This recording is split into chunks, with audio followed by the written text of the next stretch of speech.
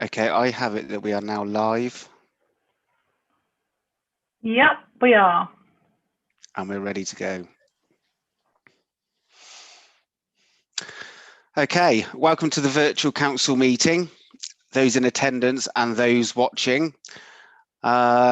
Just to remind everybody, and I'm sure we will, just to be polite to each other, and I do expect new points throughout this council meeting and not any storytelling.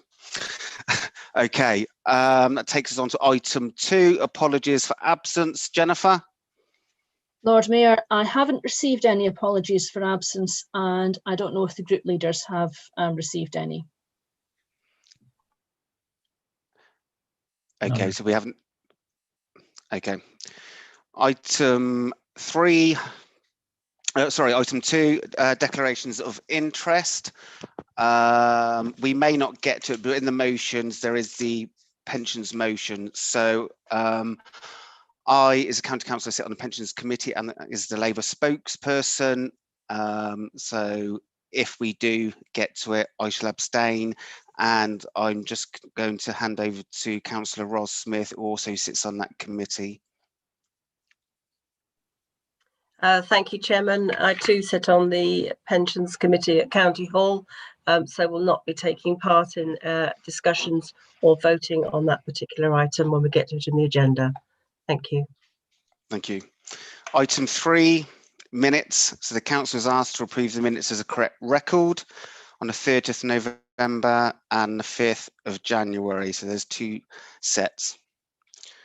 Any questions? Excuse comments? me, Chair, there have been Yes. people with their virtual hands up, so in case you haven't noticed them, Councillor Cook and Councillor Taylor. My apologies. Thank you very much, Craig. Sian Taylor, Councillor Taylor. Yes, thank you. Sorry about this. Can I give apologies on behalf of Councillor Marbini Jafari? She was planning on coming to the meeting, but is in very advanced stages of pregnancy. And so I said if she didn't pitch up, I would let everybody know. I have no further news than that to break, I'm afraid. But if we could record her as having given apologies, please, and apologies for not apologising at the appropriate time. You are forgiven. Okay, and we have Councillor Colin Cook. Yes, sorry to put our legal advice so early in the meeting, but I'm a beneficiary of the pension scheme. I'm assuming I don't need to declare a prejudicial declaration on the basis that I suspect many of us are, but thought I would take legal advice on that, and as it affects many others of us. Thank you, Councillor Colin Cook. From memory, from the meeting in July we didn't have to, but again, over to Monitoring Officer Susan Sales. Yes, thank you. Through you, Lord Mayor, I don't think that would constitute a disclosable pecuniary interest because it doesn't benefit you financially any more than any other member of the pension scheme. Okay, thank you, everybody. Okay, let's go back to item 3, page 21, the minutes. Council was asked to approve the minutes as a correct record. We have 2 dates, 30th of November and the 5th of January. Any comments, questions? I see no hands. Okay, takes us to item 4, appointments to committees.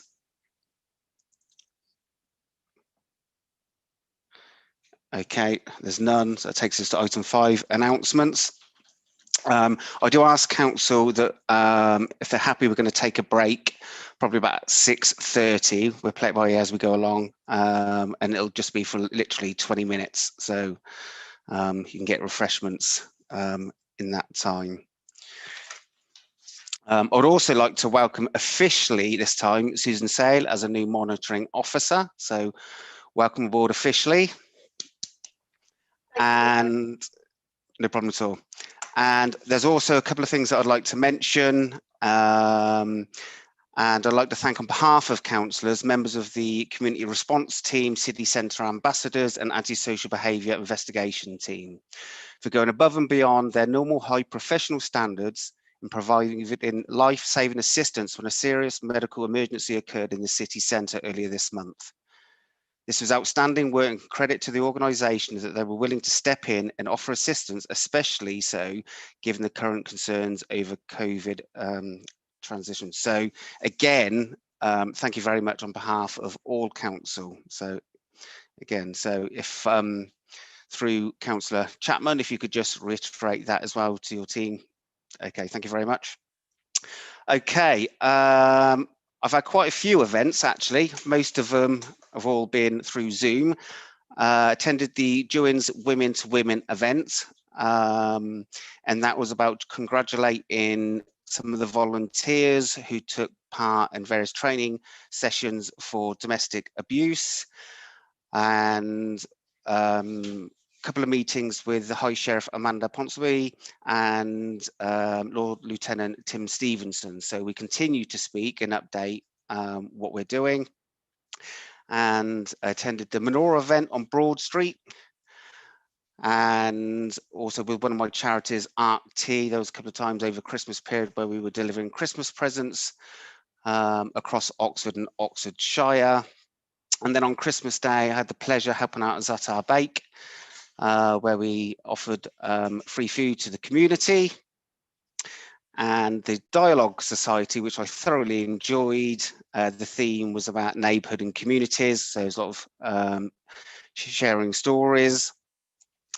And with my volunteer hat on, and I'm sure there's a few out there as well. So with Good Gym, Mutual Aid, Oxford Together and Oxford Hub, again, throughout this pandemic from March onwards, continue to help out with various food deliveries and medication as well. So, and then there was a couple of wellbeing conferences, which just brings me on that we should always sort of look out for each other.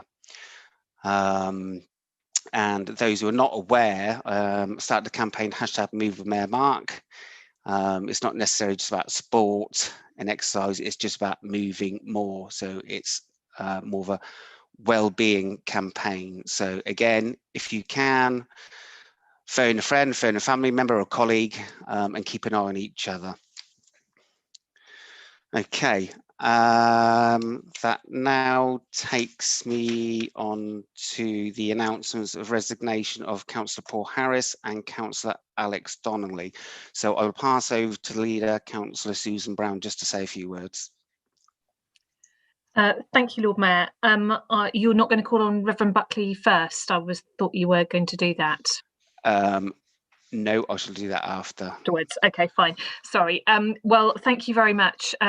Since we last met in full for a full council meeting, we've had 2 resignations of councillors, and I'll ask you to call on Councillor Gant to speak about Councillor Paul Harris, but I just wanted to briefly touch on the resignation of Councillor Alex Donnelly, who served us very well for several years, and Alex had a particularly unusual background, I think, for a councillor. He was a military veteran and had been wounded in the course of his duties, and I think that brought a really interesting perspective to our council, and we were really grateful to him for the service that he gave us as a city.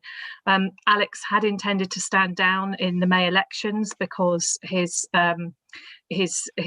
work had taken him out of the city, and he and his wife were expecting their 2nd child. I can now report to you that since his resignation, that 2nd child has been born.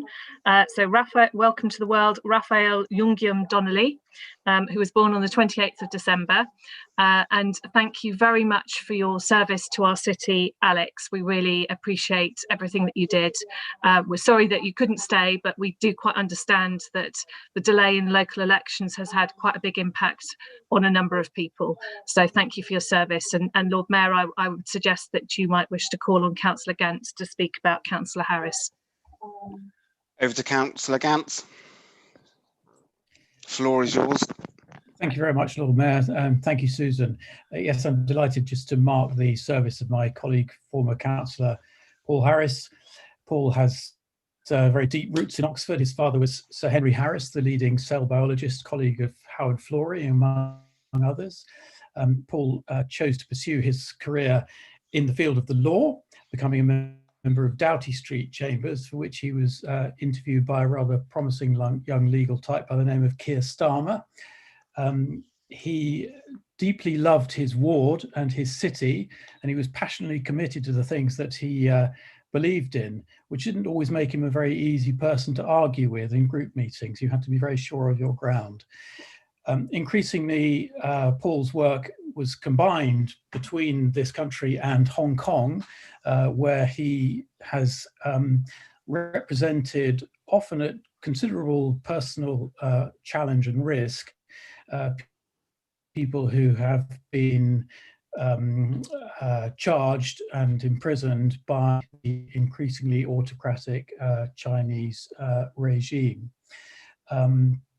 So that Paul combined his work here with those duties in Hong Kong, hard together, and his work as the side of the world. So my thanks. Okay, Councillor Andrew Gant, it seems like poor reception, you were breaking out. Have you finished? I have. Sorry, Lord Mayor. Yes, my internet's not great, but yes, I have. Thank you very much for that. Thank you. And now I call on Reverend Anthony Buckley, sorry, to say a few words, if you may. And sorry to say this again, but you're on mute.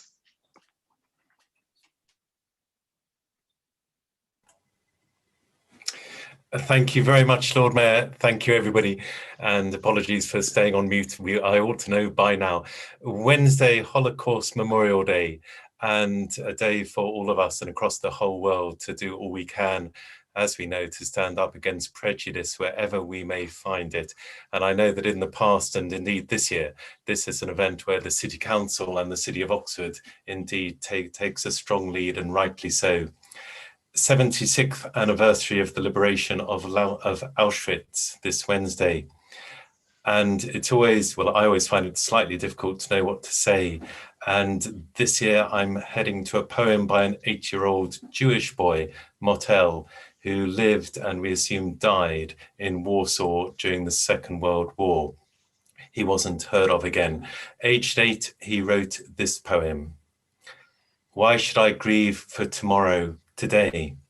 Tomorrow may be so good, so sunny. Tomorrow the sun may shine for us again. We shall no longer need to be sad. From tomorrow on I shall be sad, from tomorrow on, not today, no. Today I will be glad. And every day, no matter how bitter it be, I will say, from tomorrow on, I shall be sad, not today. Thank you, Lord. Thank you very much. Thank you, everybody.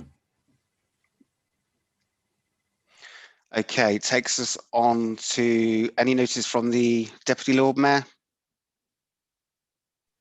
Thanks, my Lord Mayor. I'm afraid in current circumstances, relatively little to report, other than a small amount of correspondence coming my way, including a very kind letter of congratulations on becoming Deputy Lord Mayor from the Mayor of Grenoble, partly written, I was delighted to see, in French, which was extremely kind of him. But other than that, nothing, I'm afraid. Thank you very much. And the Sheriff, please. The Sheriff has had a fairly quiet life, I'm afraid, Lord Mayor. I mean, I have had some very nice Christmas cards from other cities that have sheriffs, including Berwick and York, so they seem to be a lot of them up in the north. But apart from that, apart from a little bit of correspondence that's come our way of civic holders, which isn't appropriate to share, it's been all quiet on the sheriff's front. Thank you. Well, maybe for the next full council that you can report back that you've taken your daily exercise in a COVID safe bay on Port Meadow. Thank you. On a bike, Lord Mayor, it'll be on a bike. Item 6, public addresses. We don't have any, so we can move on. That takes us to item 7, page 35. This is 1 to 3 George Street refurbishment. And I hand over to Councillor Hollingsworth to introduce the report. Thank you, Lord Mayor. Just ask that the council adopt the proposals. Do we have a seconder? Councillor Ed Turner, thank you very much. I'll do it formally, Lord Mayor, unless anyone got any questions or whatever. Any other questions? We have 2 hands up. So I'll take Councillor Liz Wade first. Thank you very much, Lord Mayor. I just wanted to say that our group supports this very strongly. 2/5 of the total cost is going to be coming from a grant from the LEPS Growth Fund, which is good news, and that element of social value in the work that's going to be done on 1 to 3 George Street, which is also very good news. There is a huge demand here on the city, and that we have to complete the work by March 21, which is very soon. And I'm sure we can do it, but it's yet another pressure on us. But anyhow, we very much support this moving forward. Thank you. Thank you. And Councillor Dick Wolf, please.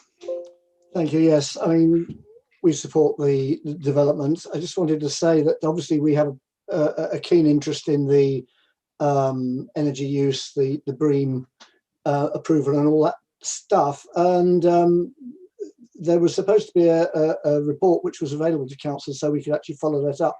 And that wasn't available. It was not available on ModGov, and it wasn't available on the extranet to us, which was a disappointment. Okay, I'm sure you'll pick up with Alex after this anyway. Okay, thank you very much, Councillor Wolf. Okay, so that now has been adopted. Just remind, oh, sorry, Alex. Should I sum up? Chair? Well, I'm not sure if you want to. Yeah, I'm not sure what Councillor Wolf is referring to, but I did see an officer nodding, so presumably an officer will know what's being referred to. Just want to thank Councillor Wade for her comments. I think the social value issue here is really important, and the speed is one of those things where we have to make a compromise. The BREEAM target that we're going for isn't perhaps as high as it would be in an ideal world, but if we were to go for that, it would involve the wholesale demolition of the building and rebuilding. So it seems like a good compromise going forwards. And if the officers feel that the document that is missing is sufficiently important that we can't take a vote on it, it would be good to know very, very quickly, because we'd like to go ahead with the scheme. Thank you. Okay, thank you very much, Alex. Item 8. Lord Mayor, oh, sorry. We'll need to take the vote on this. Oh, sorry, yes. My apologies. Okay. Those in favour, and then if you call for in favour, against, and abstaining. Okay. Those all for, raise your blue hands, please.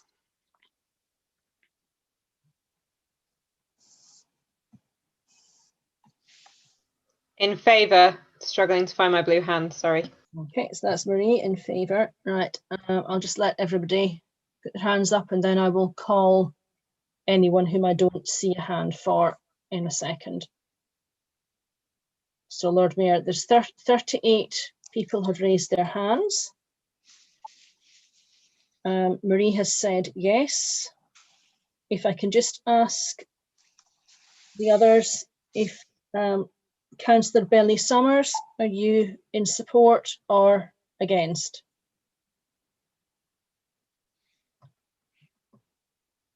Support. I'm in Jennifer. support. Support. Okay. Okay. Councillor Malik. Yeah, I had my hand up. Is support, yes. I just lowered it down after that. You probably noted it. Yeah. If you can keep your hands up till we're done. Councillor Haynes.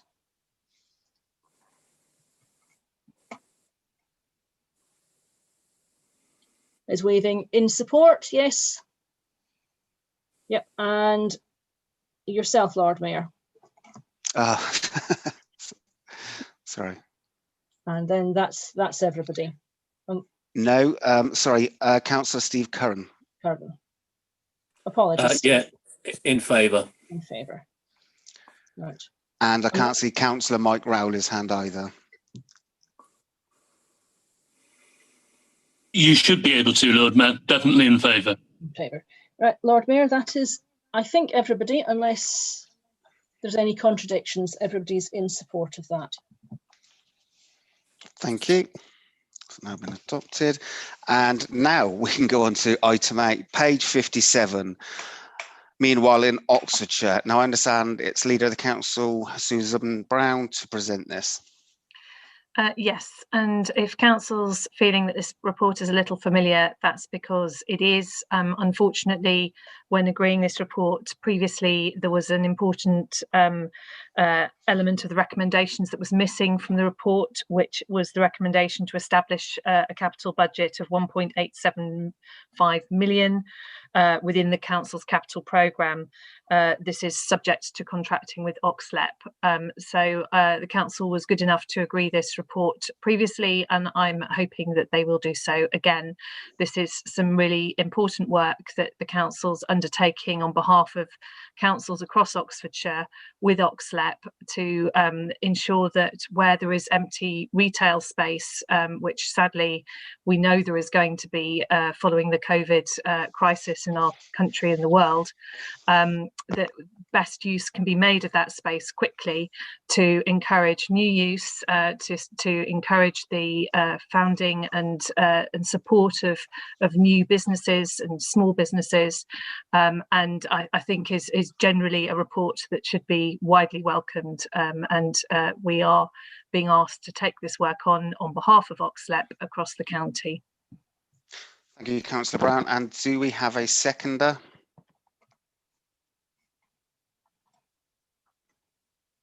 Councillor Ed Turner.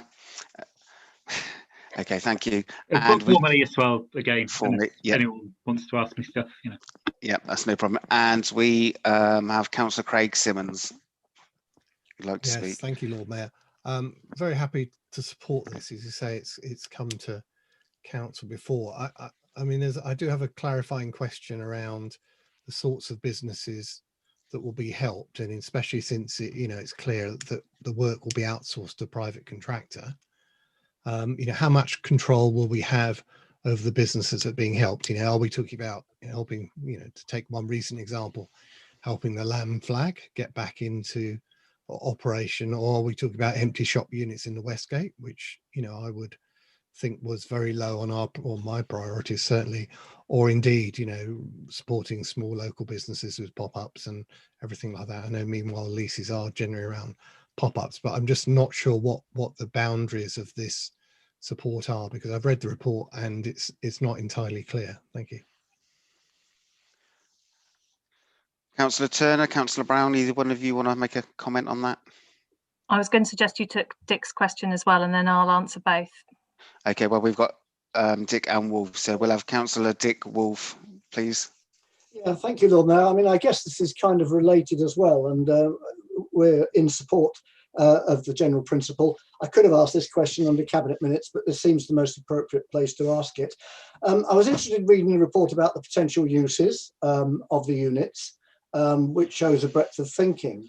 But I'm conscious that there is some re-evaluation going on of what city centres are going to be in the future. Central government has made it a lot easier to get planning permission for residential in former office and I think even retail units. I might be wrong about that latter one.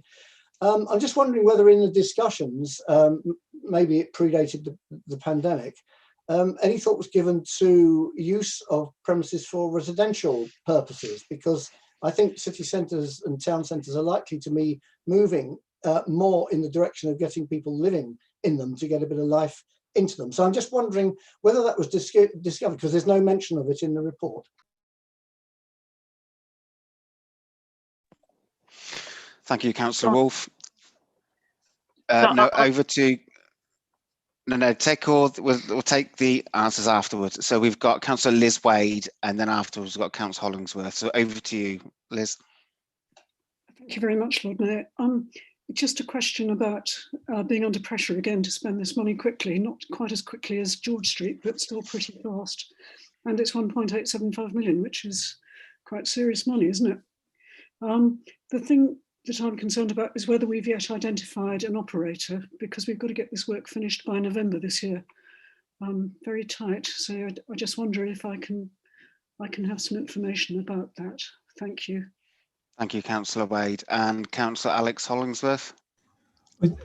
Just a brief comment on the government's conversion of use of permitted development rights to convert buildings from office to residential. I think it's something this council has expressed extreme concern about across all parties. I think we rightly endorsed a comment from national organisations saying that this process has created slums, effectively, some of the worst quality housing. So I think being seen to encourage that kind of conversion of former shops or offices which are briefly vacant into residential without going through the proper planning process is something I'm sure Councillor Wolf did not mean to endorse, because it would seem to me to be a massively retrograde and dangerous step. Thank you very much, Councillor Hollingsworth, and over to Councillor Susan Brown to respond. Thank you, Lord Mayor. Just to sort of touch on that last point, I mean, Dick, I think in spite of what Alex has said, I mean, I think there is also still a look at how we can increase the amount of residential space within city and town centres, and that's common to our council and others. But I would absolutely endorse what Alex has said, that has to be good quality accommodation, and that we cannot, I don't think anyone on this council supports the government's race to the bottom in terms of standards for people in those sorts of premises. This particular report doesn't address that at all, because it is very specifically about bringing retail space back into economic use rather than for residential use. So that's why it's not in here. In terms of the identifying suitable premises, I mean, I think the report makes it clear that a number of premises have already been identified across the county. So where there are landlords that might need a bit of support in order to get premises back into use, and equally a number of businesses who might occupy them have also been identified.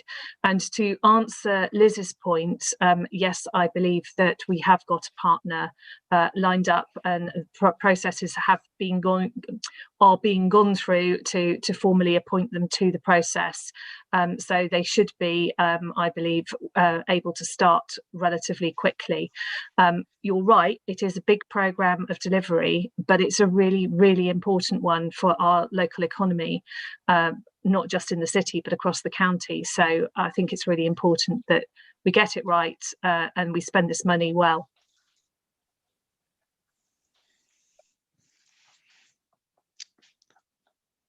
Okay, thank you very much. Okay, anybody else? Any more blue hands? Can't see any.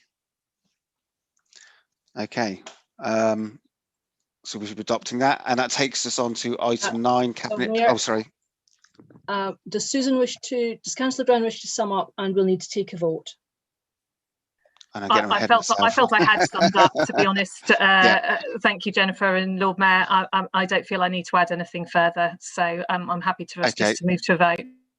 Yep. Okay, so raise the blue hands of those 4. And if you wouldn't mind keeping them up until I've finished calling everybody. It saves me calling you twice.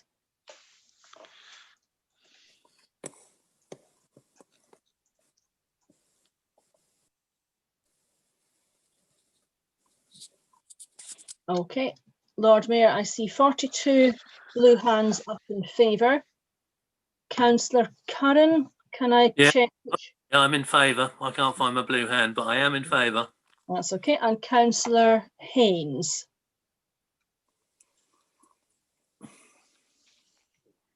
Is in favour, yes? Yeah, so that's 44, that's everybody in favour, Lord Mayor. So that is carried. Okay, thank you very much. Okay, item 9. So we've got 2 sets of cabinet minutes.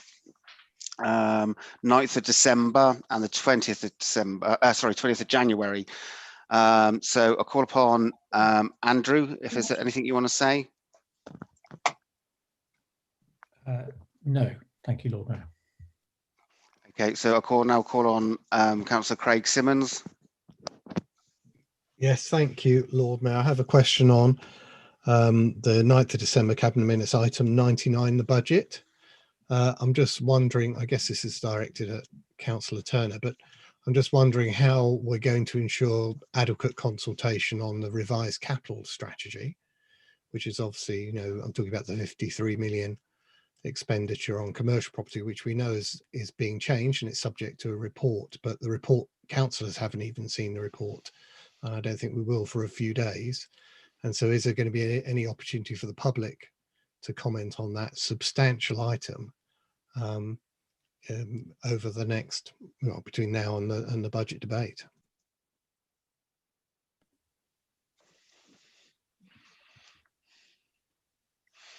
Yeah. Mark, would you like me to answer? Councillor, yes, please. Yeah. Okay. So I think there are two things. So the capital strategy is probably not going to be the crucial document here. It will be coming forward. Actually, I think it's being released for the scrutiny meeting. What we've had to do is, at short notice, and be quite fleet of foot, amend our budget. And we'll be bringing forward some changes, and they will indeed, unfortunately, those changes, like any change after the consultation budget has been changed, can't be subject to the same consultation, but the council will have the opportunity fully to debate those points, and so that's when the debate will have to be. Thank you, Councillor Turner. And Councillor Dick Wolf.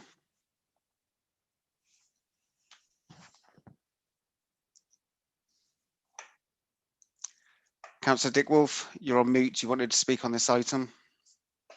No, it's all right. Thank you, Lord Mayor. Okay, thank you. And Councillor Chui Mongoi. No, sorry, Lord Mayor, that was the legal hand. Okay. And Councillor Ross Smith.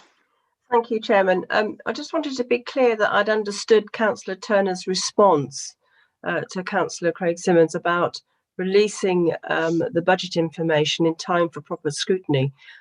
Are you saying that the proper scrutiny will not be able to take place fully until full council, because the budget changes will not be available until the full council meeting? It doesn't give much time for opposition members to look at it and to put their own amendments forward, indeed, or own suggestions forward that might be helpful.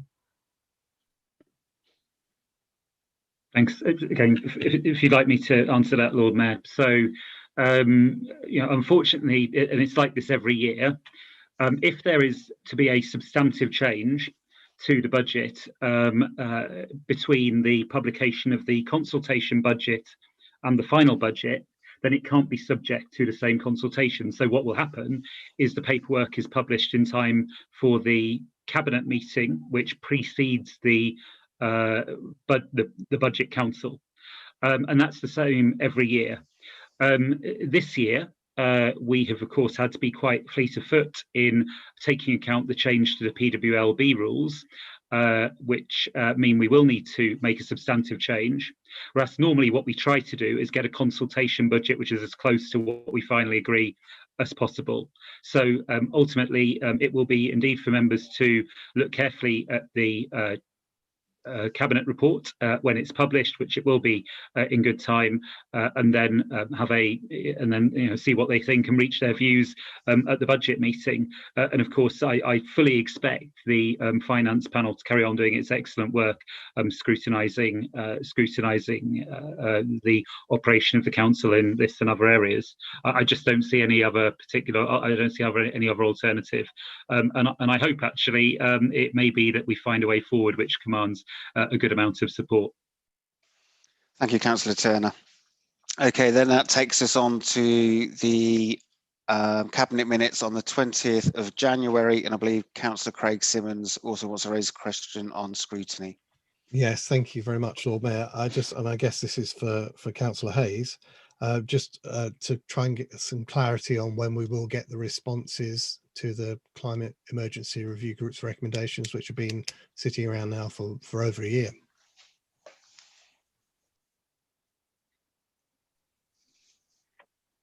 Thanks. Do you want me to answer that, Lord Mayor? Yes, please. Thanks. The expectation is that we'll be bringing that forward in February. The reasons for the delay are set out in the comments I made at the Cabinet meeting are that we wanted to make sure that we gave the most thorough response to the recommendations of the review group. Obviously, there was the pandemic which intruded, which meant that officers' time had to be diverted to the community response. And in the month when it's been possible for officers to get back to work on their core areas, as it were, they've been talking together and trying to come up with a really coherent set of responses. In the responses I made to Councillor Gant, I also offered to come either to a reconvening of the review group or to the scrutiny committee itself. And obviously it's up to the scrutiny committee to determine how it uses its time. If it chooses to have a standalone session on the review group, both I and officers would be very happy to go along to that. So the hope is that it can really be tested and interrogated and not just have an impact on our overall council policy, but really be understood across the council. Thank you, Councillor Tom Hayes. And now we have Councillor Tom Landell-Mills, please. My concern is about the ending of the Green Flag inspection service and award, and I wondered how this was going to be. This provides a sort of benchmarking service and a way of also driving. I mean, Oxford's been very successful with its Green Flags and has driven up the standard of the parks. And I'm concerned that without it, there'll be a decline in the there might be a decline in the standard of the parks, and also we won't have any form of benchmarking. Thank you, Councillor Tom Mills. I'm led to believe there was a response from Councillor Linda Smith. She may want to make a comment, but I've just seen Councillor Ed Turner put his hand up. So over to you, Councillor Turner. Why doesn't Linda go first on the parks bit? I got a comment on the budget side of it, if that's useful. Yeah.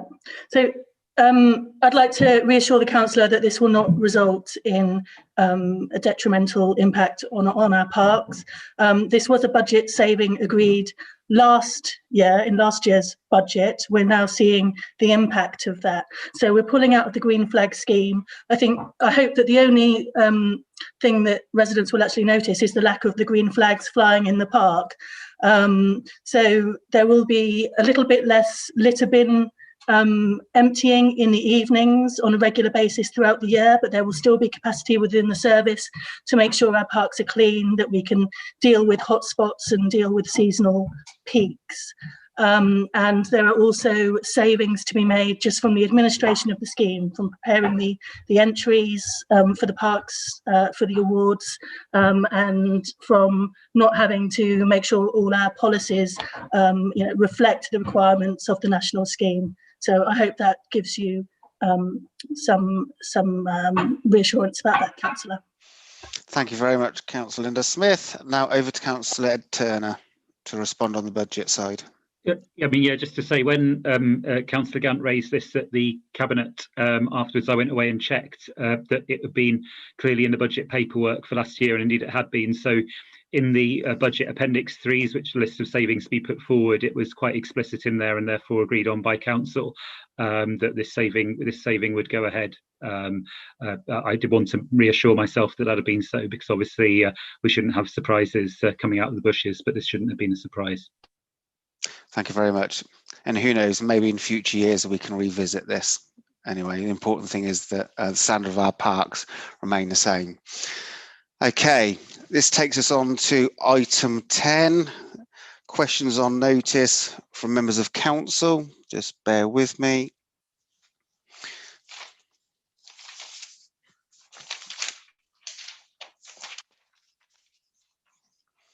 Okay, Councillor Simmons to Councillor Rowley.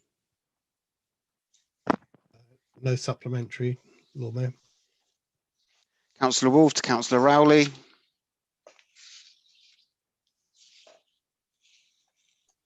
Yeah, just a quick one. I just wanted to be clear that housing first is still our policy, because I was wondering whether that has been sort of changed slightly as a result of what's happened. Councillor Rowley. Thank you. I'm happy to confirm that we are still intending to acquire 50 additional Housing First properties over the next, I was going to say 3 years, but 2 years and 3 months now. So a significant expansion of Housing First in Oxford definitely is still our policy. We do think, however, that other kinds of provision for homeless people should continue alongside that, and the work is going forward as to exactly what that will look like, and the role that the role that Lloyd's Row will play in that, which I suspect will be a very important role. Thank you very much, Councillor Rowley. Okay, Councillor Wolf to Councillor Clarkson, Town Hall heating. Yes, just a quick one. I wasn't aware that the building had been used at all, so that's kind of good to know that it has been.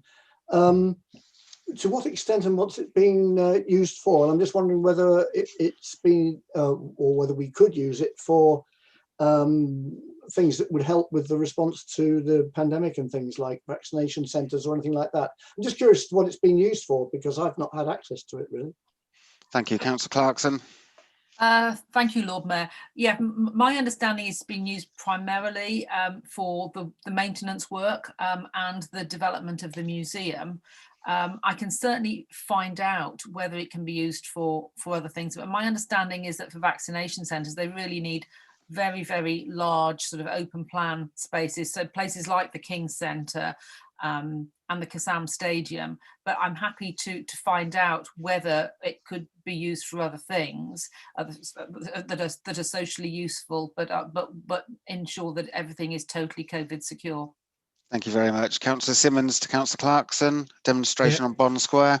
Yes, thank you. I do have a supplementary. I mean, you know, notwithstanding sort of need for freedom of speech and various other things, we do have policies over the use of Bond Square, and I'm concerned that it might be used in the future for sort of anti-COVID rallies. I'm just wondering, is there anything we can do to sort of regulate that and prevent those damaging, life-threatening, in fact, uses? My understanding is that the police did attend on that day and did warn the protesters to maintain social distancing and to wear masks. Other than to expect that, other than for the police to be there to enforce, is very little that we can do. And as you say, within reason, we need to ensure freedom of speech, even with people whose views we might disagree with very strongly. So it's a delicate balance, and I think the key thing is, in this case, was to make sure that the police were there and that they made sure that those who were attending and other people in the area were safe. Thank you very much. Thank you. Okay, Councillor Wolf to Councillor Clarkson, touring musicians visas. No supplementary. Thank you very much indeed. Okay, Councillor Gardens, Councillor Chapman, increase in benefit applications. Thank you for the detail. No further questions. Councillor Gardens, Councillor Chapman, non-payment of council tax. Same. No further questions. Thank you. Thank you. Councillor Wolf, Councillor Turner, Port Meadow Broadwalk fencing. Yes, I do have a supplementary. I've asked to see the expert advice that's led to this decision. The boardwalk's only 80 centimetres wide, and residential boaters, one of whom a long-term resident is a health and safety professional, are saying that the fence will create significant dangers for them, especially at high water. The boaters themselves have not been consulted, which is greatly disappointing considering the good work done when we had a waterways officer whose post is being discontinued. Can we have an assurance from the portfolio holder that the fence will not be erected until the resident boaters themselves have been fully consulted, and we can be assured that their own safety and amenity will not be compromised? Councillor Turner to respond. Gosh, there was quite a lot in that, Lord Mayor. I'll do my best. I mean, first of all, I think the council will find that it's not our intention to discontinue with the waterways officer work. and indeed it was the waterways officer, as I understand it, who led this project, and which led to the recommendation to install a fence. I've been assured that until a meeting has happened between the residents on the boat and the council, there's no intention to erect the fencing. Unfortunately, the position we are in is that we, having got a clear recommendation on health and safety grounds, I am informed that if we don't act upon that, if we don't erect a fence, and if something were to happen, then the council could be and would be potentially held liable. So unfortunately, that's the position that we're in. Finally, I've expressed privately to someone who got in touch with me, I do feel it sincerely. I think it would clearly have been much better if those voters had been engaged earlier in the process. The council engaged with Bottoms, but with hindsight, I think we should have engaged with the voters down there directly. And I'm sorry that didn't happen. And I just say that very, very openly and clearly. That's clearly what should have happened. Thank you very much. Okay, Councillor Gant to Councillor Hayes, Westgate car park charges. Yes, thank you, Lord Mayor. I do have a supplementary. Thank you for the response. It's good news that the Westgate Alliance has agreed to look at its charges, but agreeing to review them and to consider changing them can, of course, mean lots of different things. Do we know anything about the proposed timescale for this review? What does longer stay mean in this context, and why is it only longer stay charges that are being looked at? Thanks, Councillor Gant. This is the start of a series of conversations about the exact things that I put into the response there. So I'm happy to come back to you with more information around at what point in a stage the Westgate Alliance are looking at this. It's worth saying that obviously this is part of the broader Westgate Alliance, so there's quite a few conversations that need to happen on the Westgate side before we even have a sense of what Westgate's position are. I think the one thing I would really want to draw out, though, is that this was a really productive early conversation around charging. It didn't just lead to some really helpful steps going forward in terms of agreeing a process. It also led to some really good steps going forward to address our concerns around congestion during the Christmas period, when before the next lockdown, the previous lockdown was announced, we were expecting significant congestion on our roads. I think what it showed is that the Westgate Alliance wants to be a really good partner to the City Council and the County Council. Thank you very much. Councillor Dick Wolf to Councillor Hayes, external consultation responses.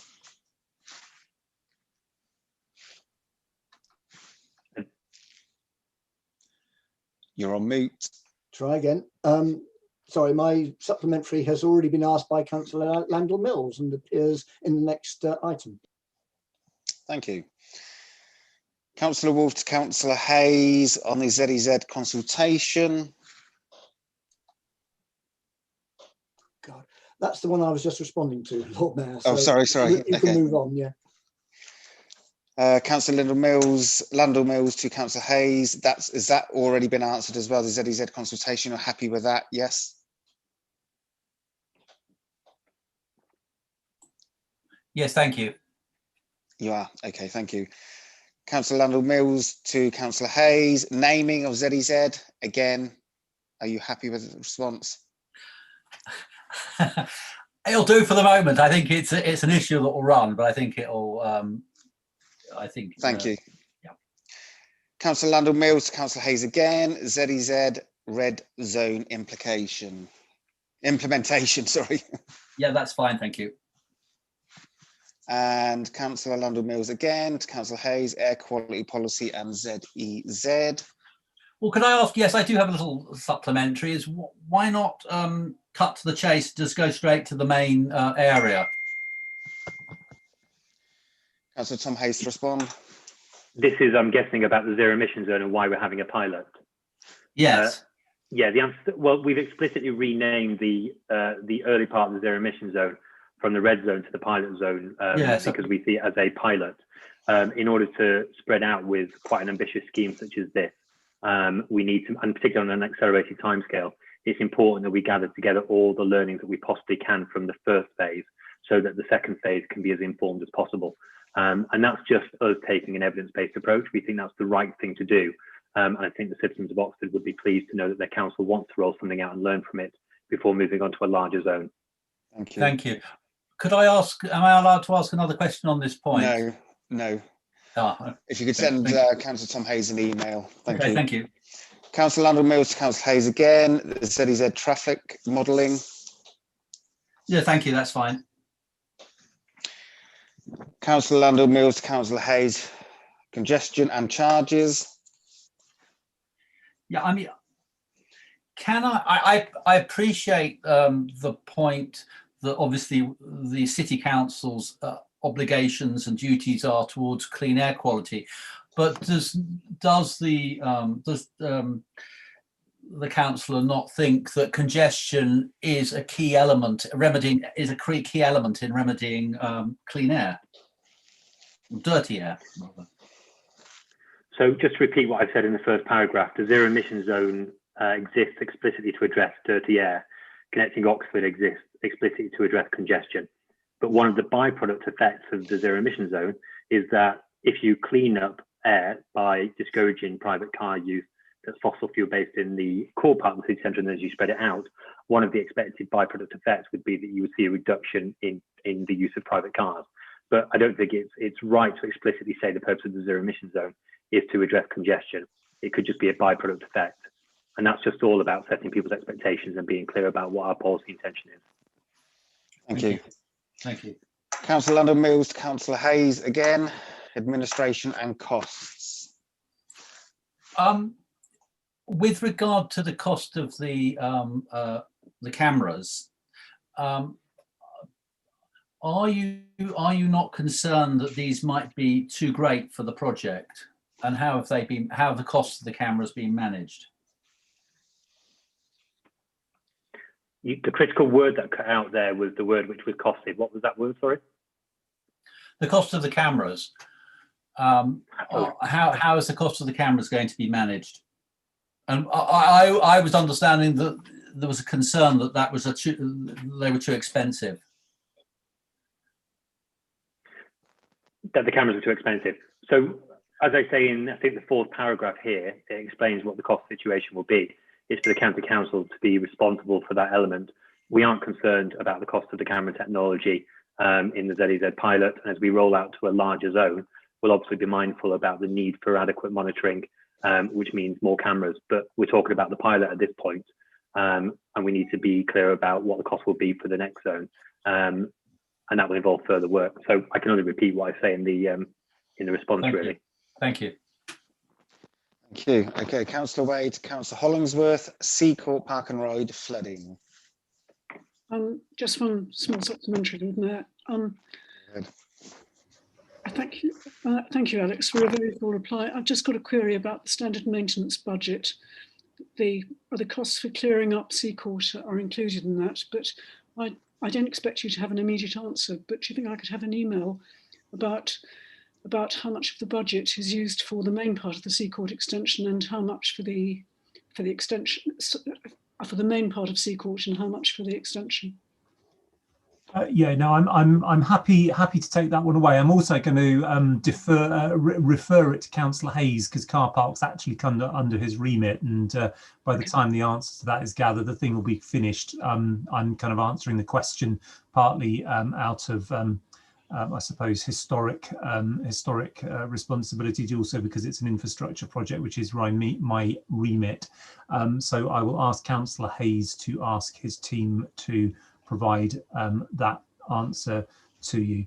And just to emphasize the point about my question, the thing is designed to flood at times of flood, and the pumps are not there to keep it dry during times of flood, because all that would involve is pumping water in circles, which would be pointless. It's there to empty the storage underneath once the flood has subsided. Thank you. I understand. Thank you. Okay, Councillor Craig Simmons to Councillor Alex Hollingsworth, purchase of Iffley Meadows. No supplementary, thank you. Councillor Simmons to Councillor Hollingsworth, Iffley Meadows planning application. Yes, I do have a supplementary here. I think the situation's rather more serious, I think, than the answer suggests. And since writing this question, I went to have a look at the site. But there were hedges destroyed without the proper applications being made. And there was, and the knotweed, which mentioned in the answer, was nowhere near the badger sets, yet there were tyre tracks within a badger's width of the major entrance to the set. And there's evidence of otters and other protected species. So my question is, you know, before any further action is taken, will a full account be taken of the ecology of the site before contractors come back in?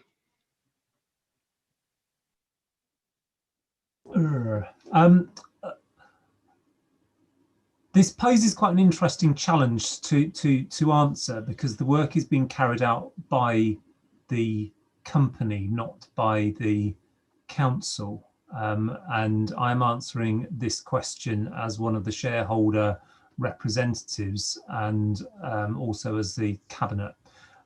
So I think in answering it, what I would say is that I will ask that the company provides a clear, what would be the word, account of exactly what it has done and what it intends to do vis-a-vis this issue. It's quite difficult for me to give a commitment on behalf of the company, which is a separate legal entity. So I think probably what I can do is give a commitment on behalf of the cabinet as the representative of the shareholder to seek that account and to ensure that it is made available not just to you but publicly and to the whole council. I hope that's acceptable, and if our legal officer thinks I have done wrong there, please advise. But I think that is the appropriate thing given the role I'm wearing, the hat I'm wearing at this particular time. Yeah, thank you for taking it seriously, Alex. Yeah. Thank you very much. Just to let you know, I've just got a little note on saying idle timer expired. I've pressed OK, but nothing's happened. So if I'm kicked out of the meeting, I'm hoping IT can give me a quick call. On to Councillor Craig Simmons to Councillor Alex Hollingsworth, selective licensing. Supplementary. Thank you. Councillor Wade to Councillor Hollingsworth, CO2 emissions from private rented sector. Thank you. Just a short supplementary. I appreciate that the HMO inspection service pays for itself. It's very effective that way. How does it work with the system that we've got here for poorly performing privately rented properties? Is there any financial payback from this? Are we able to issue fines? How does it operate in practice? The HMO licensing scheme? No, not the HMO licensing scheme. The scheme about health and safety rating. How do we fund that? How do we fund that scheme? Right, I'll need to give you. Sorry, I now follow what you're asking. I'll need to double check with that one and come back to you. I think I know the answer, but I'm not prepared to give it in case I get it wrong on the record. So I will give you a written response. Right, well, thank you very much. Thank you both. Councillor Wade, Councillor Upton, vaccinations for rough sleepers. No supplementary, thank you. Councillor Simmons to Councillor Upton, returning students safely. No supplementary, thank you for the answer. Councillor Wolf to Councillor Upton, COVID restrictions for cyclists. I rather enjoyed that enigmatic answer, to which there's no possible supplementary.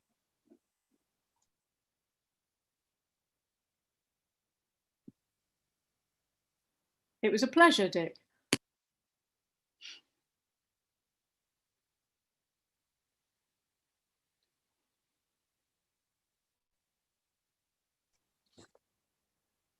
Lord Mayor, you're on mute. Sorry about that. Councillor Simmons to Councillor Upton, COVID restrictions enforcement. No supplementary, thank you for the answer. Councillor Simmons to Councillor Upton again. Vaccination volunteers.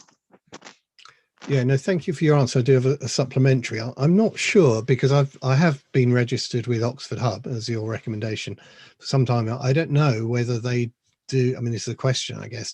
Do they have a specific sort of approval process for people taking part in vaccination rollout? I haven't seen that. So the point about the approval process really wasn't answered in your response.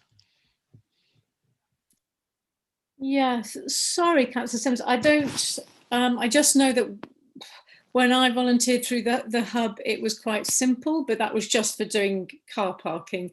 I know that the St John's ambulance route seems to have a lot more paperwork, but I don't know whether Councillor Brown has any more to add on that, because she goes along to the Oxfordshire Leaders Group meetings and things about this. But although that's so, if she's looks like she wants to add something in, I don't think I've got much else to add other than that. I think that possibly if people haven't heard, it's because actually there've been quite a lot of volunteers, and I think actually as you put in your answer, Louise, that actually the maybe isn't quite such a great need at the moment. But yeah, Mary's also sticking her hand up. She may be able to answer better than me. Okay, Councillor Mary Clarkston. Yeah, I mean, there is an app called Circular Wave, and you can register through them as a volunteer, which I did, and I'm going off to Blackbird Leys to the Leys Health Centre tomorrow to get involved with car parking.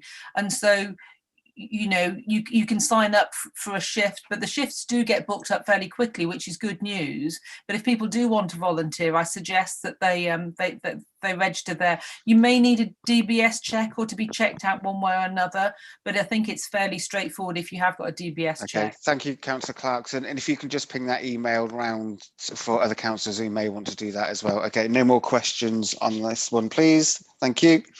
Councillor Simmons to Councillor Tidball, supporting remote learning. Thank you very much for your answer. I'm sure, I hope you, and I'm sure you will, keep members in the loop when it comes to sort of the use of our own assets to improve digital inclusion, which sounds like a very useful and valuable service we can provide. Sorry, bear with me. Councillor Wade to Councillor Tidball, supporting remote learning 2. Just a quick question, Lord Mayor. It's a question about the fact there seem to be several parallel processes going on here, and the Department for Education has asked schools it's invited schools to put in applications for laptops by the 15th of January, which of course has now gone. Are we working with the DFE as well as working with the county and with the schools themselves so that nothing is being left behind on this one?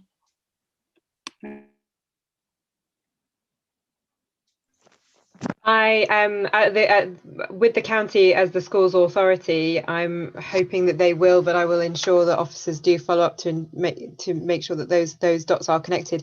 I do know that the county has been working with schools to ascertain the numbers and what the gap is, and myself and colleagues indeed asked officers to follow up on that with the county in their meetings with them only this afternoon, particularly to understand where we know there is almost 3,000 children in this city who are on free school meals, but we're also aware that not everyone who should be accessing free school meals is doing so. So we also want to understand what the gap is for those children who are eligible for that in terms of their access to laptops.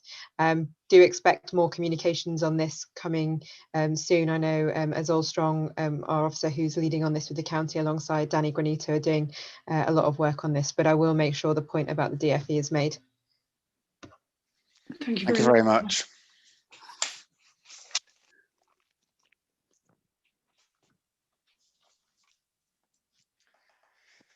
Okay, item 11, public addresses and questions. We have no speakers, so we should move on to item 12, for reference page 89, partnership update, Oxford Safer Communities, and I will hand over to Councillor Louise Upton. Hi, thank you, Mark. So yeah, just to briefly introduce this annual update from the Oxford Safer Communities Partnership.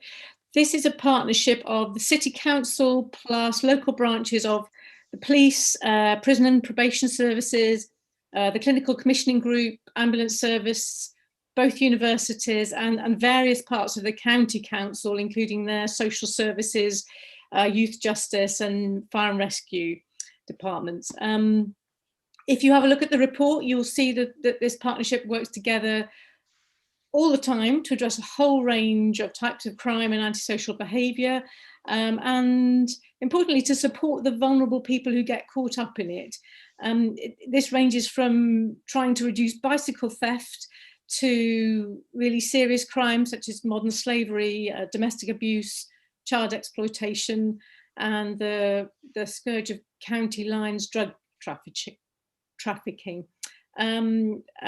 Plus, of course, this year we've had all the extra challenges of dealing with coronavirus, and this partnership's been involved in getting doing various things like getting everyone who would accept help, getting them off the streets and into beds, helping enforce COVID rules, and supporting our locality hubs actually across the city who are looking after the vulnerable during the pandemic. So there's lots of statistics in the report about crime over the last few years, and it outlines a lot of impressive work that's been done, both by our partners, but and what I would like to highlight, I guess, is that of our own staff. The Lord Mayor's already mentioned a couple of our city centre ambassadors who, you know, saved a life by putting their own lives in some risk. This just very recently, but also, you know, our outreach officers who are all the time trying to get rough sleepers into accommodation, all of our antisocial behaviour officers who work in very flexible, inventive and problem-solving ways actually to address all sorts of things, from, you know, from fly tipping to domestic abuse. So I think I just want to put on record our thanks to all our council officers for everything they do every day, not knowing when they might be putting themselves in harm's way. And finally, I think Tim Sadler, who's been heading this up for a long time, because we're the City Council is the sort of is the coordinating organisation. Thank you to him, because he'll be stepping down from this soon. But that's it, open to questions. Thank you very much. So from myself, on behalf of the council, yeah, please do pass on our thanks again, especially through this pandemic. We'll appreciate all the partners working together to make a difference. Okay, I have Councillor Dick Wolf. Then I have Councillor Liz Wade and Councillor Ros Smith. So over to you, Councillor Wolf. Thank you, Lord Mayor, and thank you very much, Louise. Excellent report. I mean, I had a couple of small questions. There were agencies in the partnership there that I didn't recognise, but I can ask you about that some other time, I think. Main points relate to, there's two, and they're kind of related in a way. One is on page 104, and this concerns domestic abuse.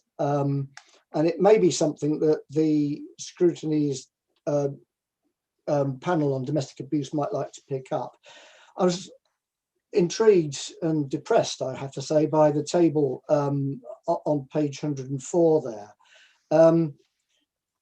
According to that, over a third of the incidents of domestic violent assault, it's at least the third time an assault has been reported on that victim. And for 1 in 8, it's at least the 5th reported assault. It suggests to me that whatever measures are being taken, they're fairly focused on victim support, which of course is totally necessary. But how do you break the cycle? And I'm wondering what measures are being taken to work with anger management or training or whatever it is with the perpetrators. I mean, obviously we have to protect victims and give them shelter and somewhere to go if it gets to that state. But I mean, 5 assaults, but you know, it's staggering. So I'm just wondering whether anything is actually being done to work with the perpetrators of domestic abuse. So that was one question, because it looks like nothing's happening, but maybe. Councillor Wolf, I'm just going to interject. I do know this, and I know Louisa eloquently say this, but I do know there is some perpetrator training going on at county. So good. I'll let you just follow on your second question. Thank you. Well, the other one is kind of related, but it's about it's not about domestic abuse. This is about ASB particularly. This is on page 115, and it may be that I'm just not understanding what I'm reading there. So develop and strengthen peer monitoring and our restorative approaches. I'm not quite sure what the restorative approaches are, and I'm wondering whether, and my mind has gone blank, I can't think of the technical word for it, restorative justice is taking place when you've got ASB. You know, restorative justice being that whole process whereby offenders are brought under very carefully managed conditions face to face with their victims, which it has a very high proven track record, particularly on things like ASB, in stopping offending. So again, it's another question about breaking the cycle. And the only partner that I'm seeing in the report that might be involved in that is the probation office, who are among the probation service, who are amongst our partners. So anything you can tell me about what's happening regarding restorative justice, particularly regarding ASB? Thank you. Okay. So I don't know whether there is a restorative justice program of the type that you're outlining, where you actually get victims and perpetrators together. And I've seen evidence about how powerful those are. So I will ask that question. All I do know is that definitely there are certainly things like there are payback teams who get offenders to come and, for example, work at allotments and clear overgrown patches at allotments and things. So there's some good things like that happening where you know, they're doing useful things. But I don't know more than that, Councillor Wolf, so I'll have to find out and get back to you. But otherwise, on terms of those, yes, repeated domestic violence incidents, it's something that's come up at the Health and Wellbeing Board as well, because clearly that's not good for the people in that situation. And we are looking at that there and trying to liaise with the justice system, because getting people to court quickly is really important in trying to reduce this kind of behaviour, and that is not happening at the moment, which is not good. Thank you very much. And I know this is something that we're raising at the Scrutiny Review Group, so all of those we'll be looking into as well. Okay, I have two other people. Councillor Ross Smith, please. Thank you, Chairman. Can I just echo Louise's Lord comments Mayor.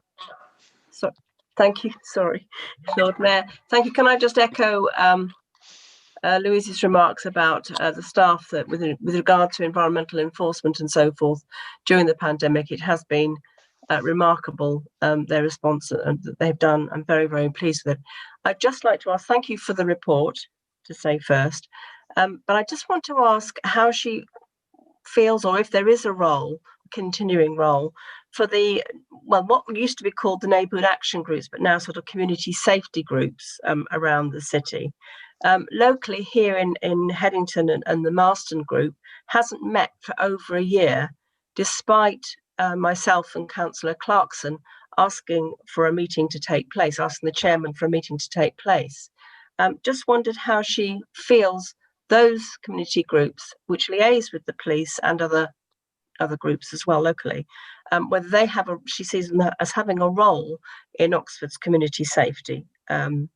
It's not mentioned in the report at all, the groups aren't mentioned.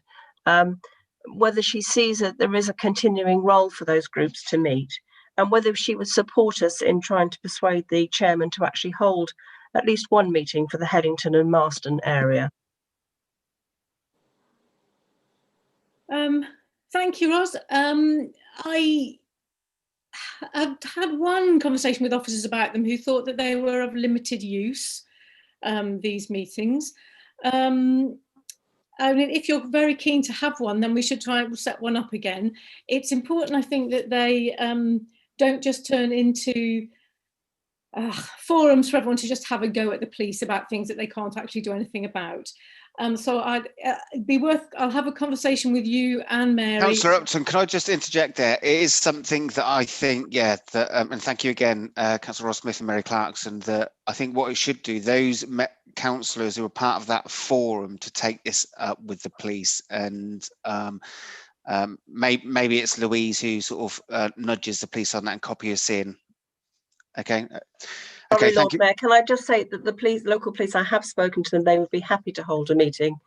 I just wondered what she thought, if there was any relevance, and happy to hold a meeting and disband it if need be, but whether she feels that it sounds like she feels there's no real good role for them to have.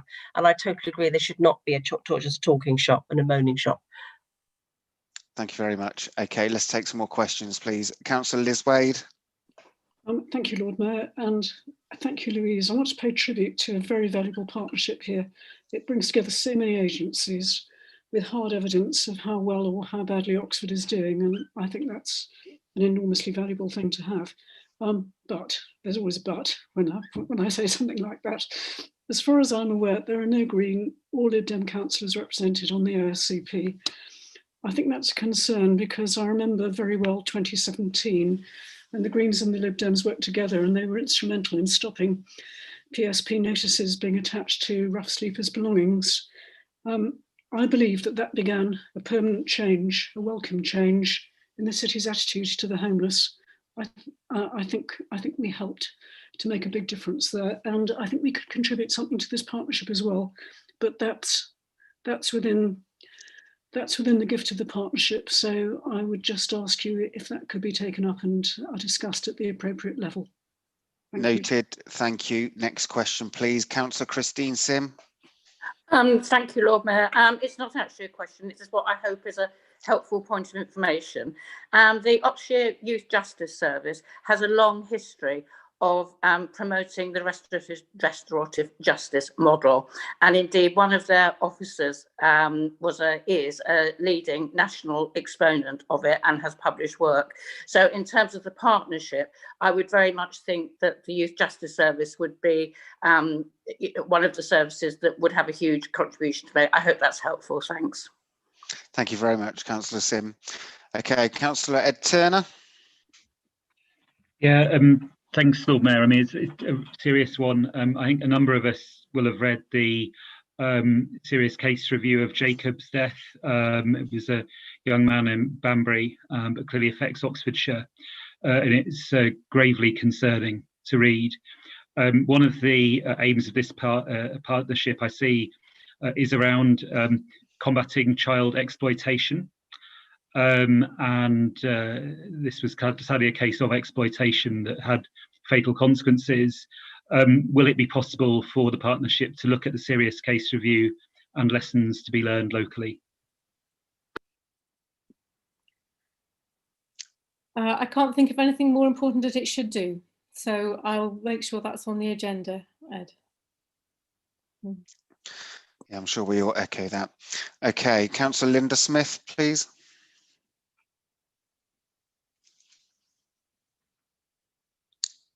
You're on mute. Okay, I'm going to go over. Oh, you're in. Sorry, that you're was back. a mistake. My hand shouldn't have been up. Sorry, Lord Mayor. That's okay. Councillor Sarge Malik, please.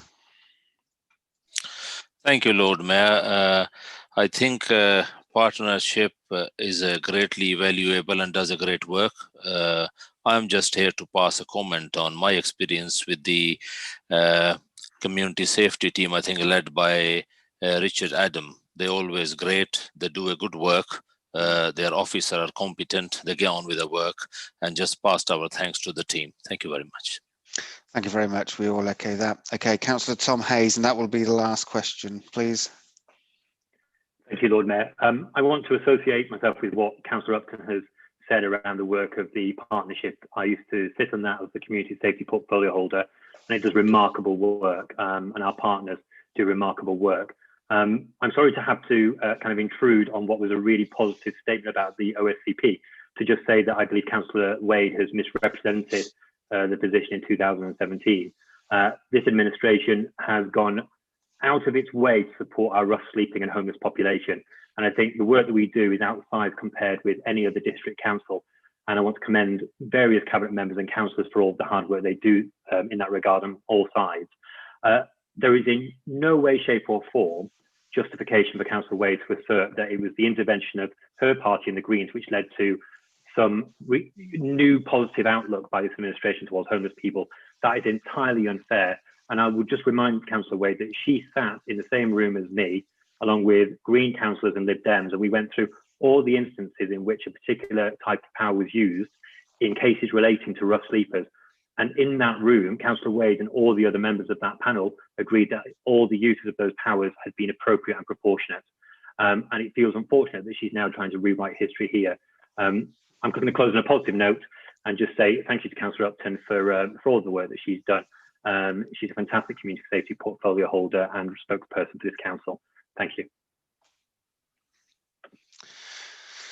Thank you, Tom. Appreciate that. Okay, that now brings us on to item 13. So page 127 of the Scrutiny Committee update, and I hand the floor to Councillor Andrew Gant. Just a reminder, Councillor Liz Wade, your hand is up. Can you just remove your hand, please? For a purpose, because I think I probably have a right of reply to what Councillor Hayes has just said. My apologies, but we moved on now. Okay, Councillor Andrew Gant, please, item 13, Scrutiny Committee update, please. Thank you, Lord Mayor. I'd like to start, as always, by thanking our excellent scrutiny officers for all their support of the work of the committee and its various groups. As Tom Hudson has said in his report, this is a report that comes at a slightly curious time because there have been relatively few meetings of the main committee, but an awful lot of work going on in review groups, most of which hasn't yet reported. So there's been a lot of activity, but not a huge amount to actually report. We've also had recommendations coming forward from previous meetings, and indeed still waiting for responses to others. So I haven't got a great deal to add to what's in front of you, but happy to take any questions. Okay, so I'll hand over to the floor. Any questions? Oh, look at that. That's very good. Okay, I too would like to thank all the staff as well involved. Okay, we're ahead of schedule by 7 minutes. Must be something to do with the chairing. Okay, what I suggest is now that we're going to take a little break, 20 minutes or 22 minutes. So you can get yourself a drink or something to eat, and we'll come back and we'll be on item 14, motions on notice. Okay, so we'll be back in 20 minutes. Okay, thank you very much. Don't forget to turn your cameras off and microphones off if you're leaving, because we are live.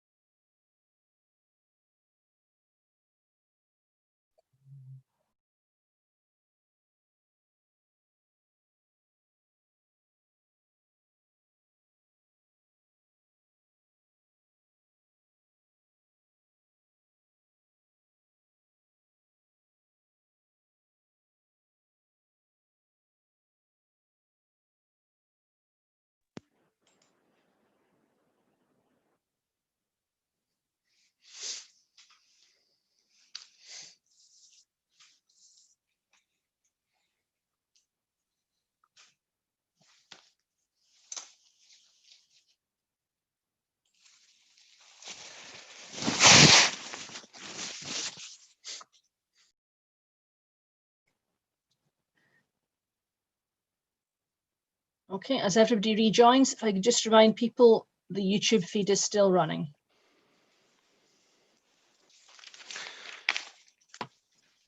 Jennifer, can we just clarify everybody's back?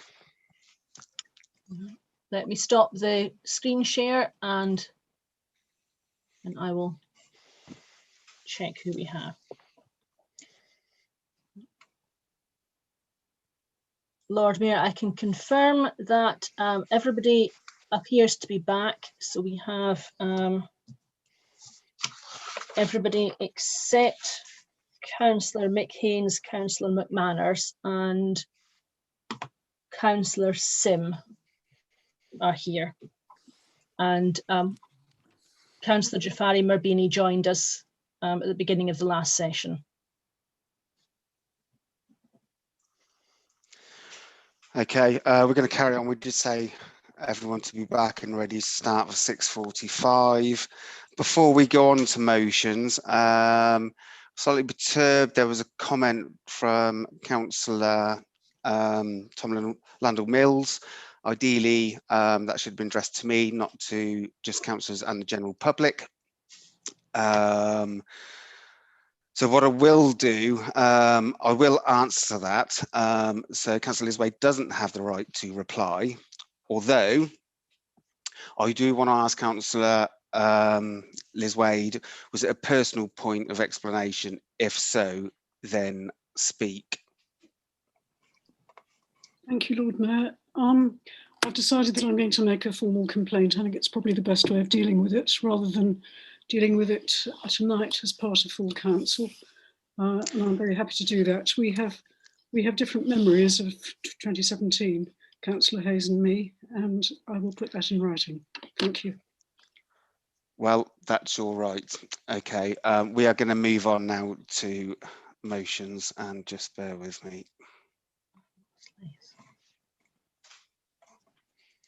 Okay, a briefing note on page 67, and I'm just going to say a couple of things. So talk less, make your point, and don't repeat.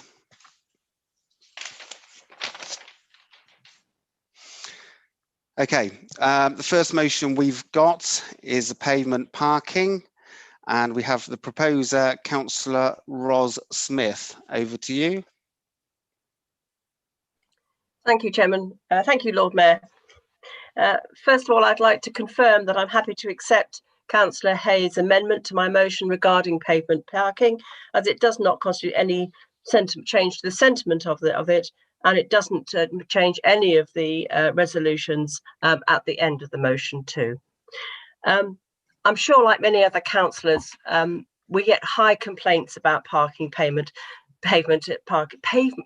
parking on pavements, particularly, sorry, it's P's, isn't it?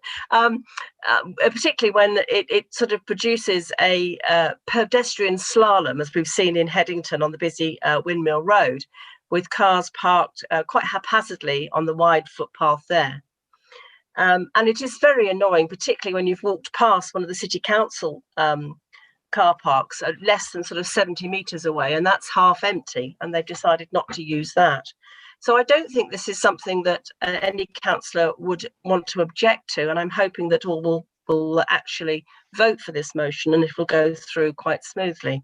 I also concur with you, Lord Mayor, with regard to keeping speeches short and to the point, which is what I will do. The main items that I've laid out in the motion are there.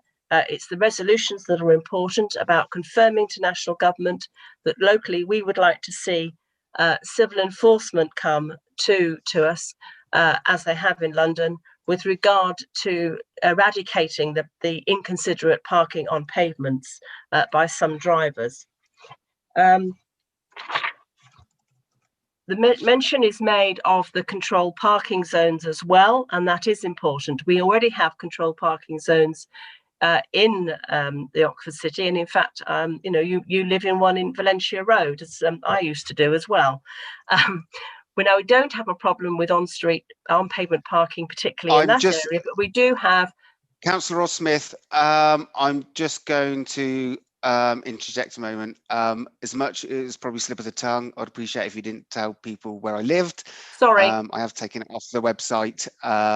Okay, so it's not a criticism, just a reminder. Okay, Okay, please carry well, I on. mentioned the area that is part of a seat controlled parking zone, and we do have controlled parking zones where, in fact, actually there has been some allowing of parking bays being partially onto the footway, because that was the only way for any on-road parking to happen for some of those residents. There was no off-road parking for them at all, and that was the only option, was to make part of the parking bays, unfortunately, on the pavements, but only where the footways were wide enough.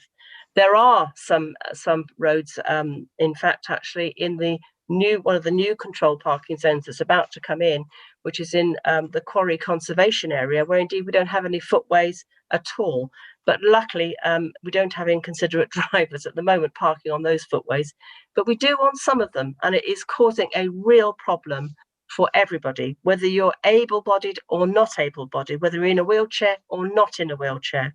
And I have to say, that when I was pushing a double buggy around with grandchildren in some particular roads, one had to actually move out into the road to get past parked cars.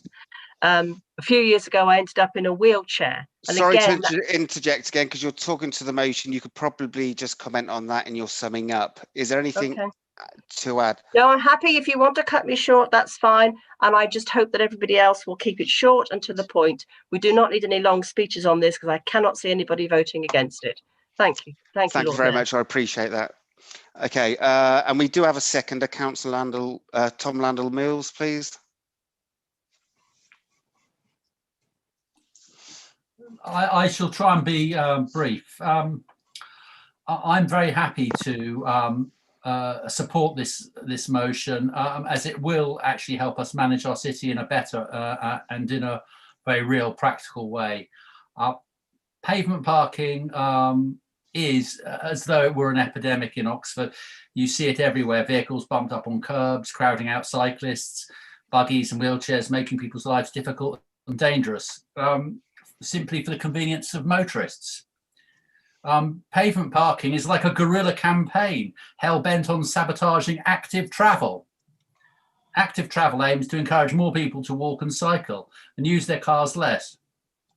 Often in Oxford, the pavements are narrow and there is little space for cycle lanes. Pavement parking is the enemy of active travel, and for people who use wheelchairs, it can be disastrous and make mobility very difficult and on occasion impossible. Nor are these proposals unreasonable or anti-car. Banning pavement parking is generally the local authorities would have the discretion to make exemptions, for example, where streets are so narrow that some form of codified parking is essential, or where people stop because of an emergency or are making essential deliveries. I commend this motion to my fellow councillors. Thank you very much. Thank you. And to the amendment, Councillor Tom Hayes. Yes, we accept that, yes. Okay, thank you. I thought that was... Yes, sorry, I missed that. Okay, we now have a few blue hands raised. So Councillor Craig Simmons. I'll be extremely brief, Lord Mayor. The original motion was good as amended. I think it's better, more practical, and recognises the breadth of challenges with addressing pavement parking. So I hope my fellow councillors will support it. Thank you. And Councillor John Tanner. Thank you, Lord Mayor. There is a very good leaflet on the City Council website. If you tap in "Pavements are for people," it's a leaflet which has a woman with large amounts of shopping, looks as though she can't walk very well, trying to clamber around a tree while a car is parked up against the tree on the pavement.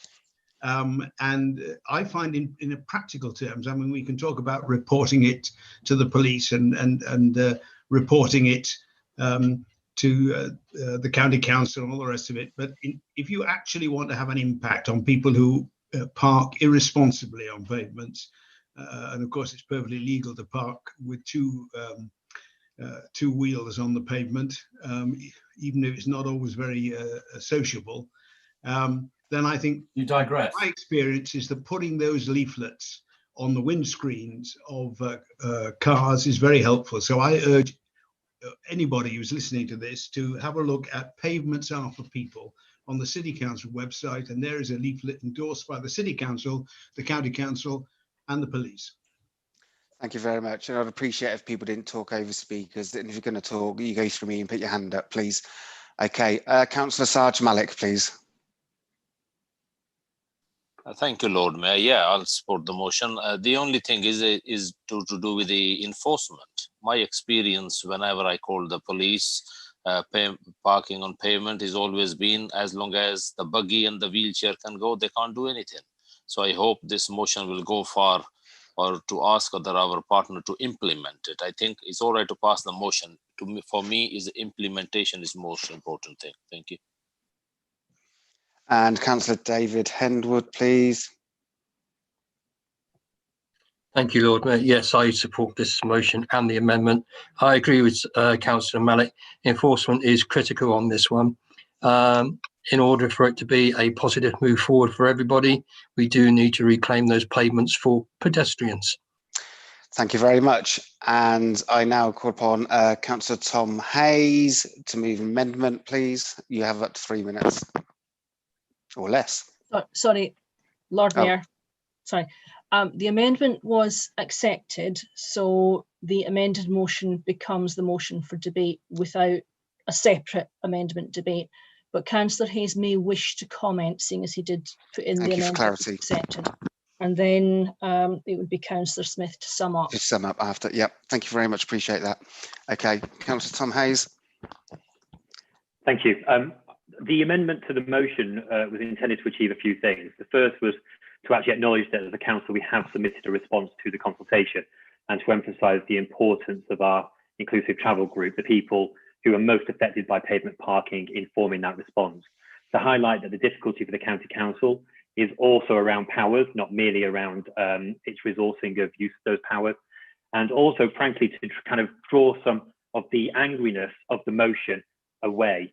And that's really important, because I think if we think about pavement parking in a new way, that might be helpful. Why do drivers park a couple of wheels or even more up on the pavement? It's often to leave space on the road for the motorists. So ironically, some motorists will be trying to do the right thing. They're trying to be considerate and facilitators of transportation, but there's a difficulty here. The people they're aiming to be considerate to are their fellow motorists. The form of mobility that they're trying to facilitate will be that which they already rely upon. And so those who lose out are people who are wheelchair users, people with buggies, the disabled and elderly population in Oxford, and they're being forced into often narrow roads of medieval Oxford. And this is the very exemplification of the social model of disability to which bodies and people universally ought to be subscribing, in my view. The idea that it's a person's surroundings that can disable, not their impairment. So pavement parking isn't just dangerous for those being forced into spaces typically reserved for the use of motorists. It can be dangerous in another way. It can help when pavements become the preserve of cars. It can help for pavement services that aren't designed to carry the weight of those vehicles to become crooked or damaged. That situation doesn't just require fixing by cash-strapped councils. It amplifies the inconvenience and risk felt by pedestrians while they're waiting for that resolution to come forward. So what we need to do isn't just have a ban that we're calling for. We also need to have a change in attitudes. We need motorists to become more considerate. We're asking them in the round to be considerate to other people than just drivers, and to recognise that they're mistaken when they think that they're doing the right thing by keeping the road clear. And that brings me to my point about the tone of the motion. The concern I've got is that it's a little bit angry, it's stamping up and down, it's shouting at motorists and trying to almost stereotype them as people who are inconsiderate or bad people. I don't think that's the way that we change attitudes. If we want to change attitudes, then we need to get cars off our pavements, and that means getting people out of cars. And to get people out of cars, we need to know why they drive. It's about the emotional connection to driving. So let's be less angry, let's be more reasonable, let's call for the bad, but let's not try and make motorists look like bad people. Thank you very much, appreciate that. And over to a proposer to sum up, Councillor Ros Smith, floor is yours. Thank you for your oral support. I've already thanked Councillor Hayes for his amendments. I was trying to keep the motion short and to the point. It was not an angry motion at all. But I have to say there have been some very, very angry residents, the ones that we consulted as well, of all abilities, who were pleased that Lib Democrats actually put in a response to the government's consultation. Implementation, Councillor Malik, is important, absolutely. It is government to implement this, but we are asking for councils to be given the ability to do that. Civil enforcement is important, and as we know, the County Council has recently let a new civil enforcement contract to a company called Conduit. And during that process, I was asking for more operatives to be employed, because as we spread out the number of and increase the number of controlled parking zones, we are going to need to see more monitoring and more response to those people who phone the civil enforcement to ask for some help, because cars, inconsiderate drivers, have either parked in a cycle lane or on double yellow lines, or in some way that is obstructing them. If a driver does drive up onto the pavement, onto the footway, over W lines, that is enforceable as well. And I think that is part of the I know it's part of the contract as well. So this isn't an angry motion. This is a motion that would actually appeal, I think, to drivers as well, because of course we're all pedestrians at some point. And I'm sure that the change of attitude will come about. It's like talking about a change of attitude with regard to any safety issue. It takes time, but it also takes enforcement, as Councillor Malik said. So I'm very pleased to have put this motion to the council. I'm happy to have accepted Tom Hayes' amendments, but I do like to keep my motions quite short and to the point, and note that it is still under 500 words. Thank you, Lord Mayor. Thank you very much, and we're all agreed. And we now have to do a roll call. So I'd like to see all your blue hands, please. So just to clarify, this is all those in favour of the motion as proposed and amended.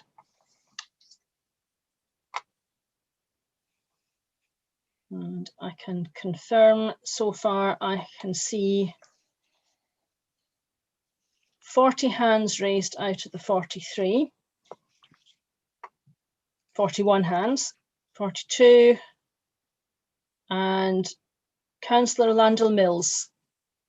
Can I just check if you're in support or? Yes, I now have, Lord Mayor, 43 hands raised in support of this. Thank you very much. That's carried. And that is carried. Thank you. Okay. Lord Mayor, before we go on to the next motion,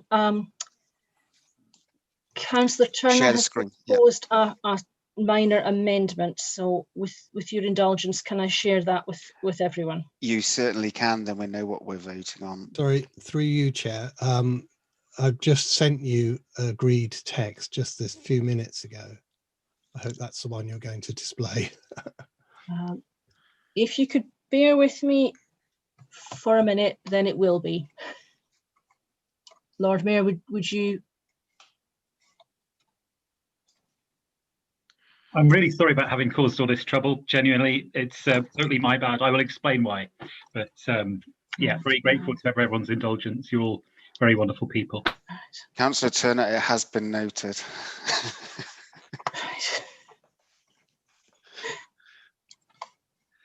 Okay, can we just clarify, Jennifer, you've got the updated, you've got it, right, okay. I have now, yes. Okay, I'll just give you literally a couple of minutes just to go through it, those who haven't seen it.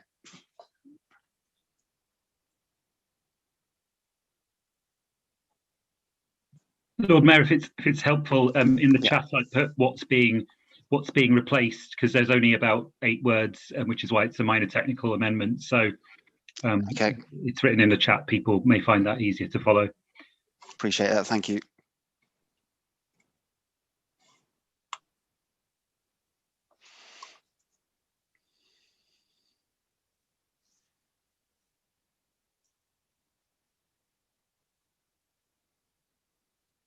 Okay, if we're happy with that, if we can take the shared screen down, please, Jennifer. Yep.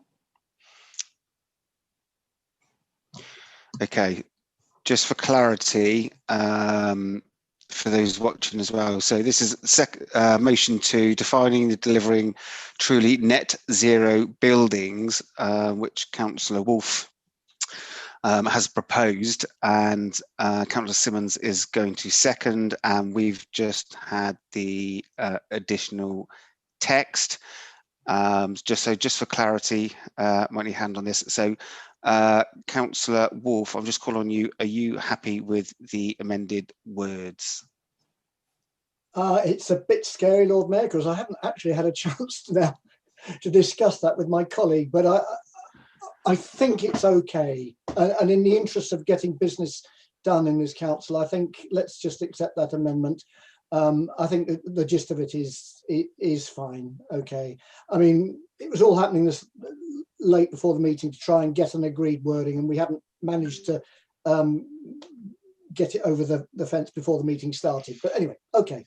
So shall I then? Yes, please. Speak to motion. Okay. One of Extinction Rebellion's demands is to tell the truth. But telling the truth about net zero carbon building is not a straightforward matter. As someone who's attempted to make my own new build house net zero carbon, it's been very relevant to how much money I would need to spend. Our adopted local plan says that a zero carbon home, quote, is a dwelling whose carbon footprint does not add to overall carbon emissions, unquote. That has the benefit of clarity, and this framework doesn't contradict it at all. It's good as far as it goes, but there is many a slip between cup and lip. For instance, is it enough to remove the gas boiler, stick in a heat pump, and then buy in electricity from a supplier that claims to supply 100% renewable energy? I can pretty much guarantee there'll be a lot of that going on in the next few years. Is it net zero carbon? Or does it mean that over the course of a year, the total energy I import from the grid is less than the electricity I export? Or does it even mean that the house is so insulated it doesn't need to import any energy at all, i.e. a passive house? Now, some developers will be looking for shortcuts that don't cost them too much, but enable them to market their homes as net zero carbon. But as I've learned from my own bitter experience, what they build and what they claim to have built are two very different things. Also, they don't, in my experience, generally refer to embedded carbon. That is the carbon emissions resulting from the materials and the construction of a building. Those embedded emissions are typically equivalent to 10 years of running the house. So it will be immensely helpful if, as a council, we can say what we mean and mean what we say when we're dealing with the construction industry and when, for example, we're commissioning new social housing. The Green Building Council's framework is a very hands-on, practical code that prioritises the measures that need to be taken if the UK is to achieve its Paris Agreement targets. They say that at present it's intended as guidance, with tighter standards and targets developed over time in order to drive further action and accelerate change. Their aim is to build consensus about the actions needed to achieve a net zero carbon built environment. And developing consensus is also our aim in putting this before council. Central government seems to be coming on board too, bit by bit. A government design guide published last summer chose to adopt this framework for its own definition of net zero carbon in building. So there's hope. I put it to you. I encourage you to support the motion. Thank you.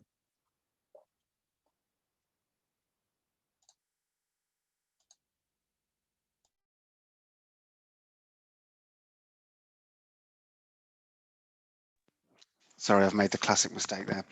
I was on mute. Seconder, we have Councillor Craig Simmons, please. Lord Mayor, I'll reserve my right, and just hopefully in the course of brevity. Okay, we're now going to the roll call vote. So blue hands in support of this motion, please. Sorry, Lord Mayor, I think you've got a few speakers. I can't see anybody on that. Okay. I can see Councillor Hollingsworth, Turner, Gotch and Clarkson. My apologies. I know what I did. I scrolled down and didn't move it back up to the top. My apologies. So Councillor Ed Turner, sorry. Thanks very much, Lord Mayor. I'll keep it brief. People might be wondering what the point of the minor technical amendment was.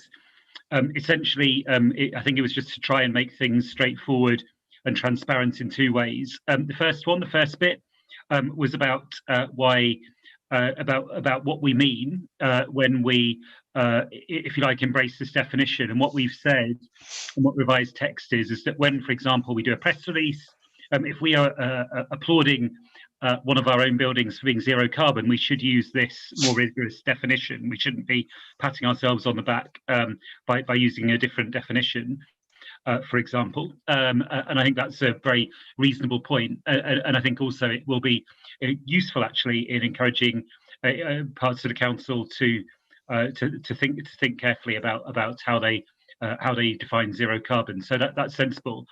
Where I didn't want us to go is in sowing seeds of confusion with, for example, with any implication that it somehow changes our local plan, because clearly that's a statutory document. It's subject to government guidance and so on. And the original wording, I was a bit concerned, might have just sown some seeds of confusion. So grateful to Dick for accepting that. The other one is that sometimes there are trade-offs with these things. And so what we're doing is asking for a paper to come to the Cabinet assessing, for example, with respect to OCHL, the cost of adhering to this, and then we will have to then reach a view, and I think people would expect that. So there's just a slight tweak to the wording to make it clear that that's something which will have to be considered. But on the wider point, I mean, I completely agree. It's been a while since I was closely involved with these issues, but in around 2013, 2014, I was lucky enough to represent local government on the Technical Housing Standards Review. And at the time, that was part of the coalition government's red tape challenge when they were trying to reduce burdens. So it's quite nostalgic, really. I was going through my old paperwork on that. And, you know, we found then that the Minister, Stephen Williams, when he made a statement, said that councils could impose locally set targets for energy efficiency and renewable energy, imposing extra cost on new homes and leading to confusion and variation across the country. You know, from my point of view, we should have rigour, we should have high national standards, and we should be able to have strong standards locally that take us on our journey to zero carbon. That would be the right thing to do. I think it's very sensible to embrace this definition. I hope we can— 30 seconds. Fine, I'm nearly there, Mark. I think we should also take our opportunities to promote the adoption of this definition by the government. So that's what I think we should do, and I'm glad to support the motion. Thank you very much. Appreciate that. Okay, Councillor Alex Hollingsworth. Yeah, thank you very much, and thank you to Ed and to Craig and to Dick for working on the amended wording. I mean, my concern was that we didn't end up with a definition which we say means one thing when we're talking about planning policies and another thing when we're talking about you know, our own buildings. The planning policy wording has to be precise. You know, that's an essential requirement of any planning policy document.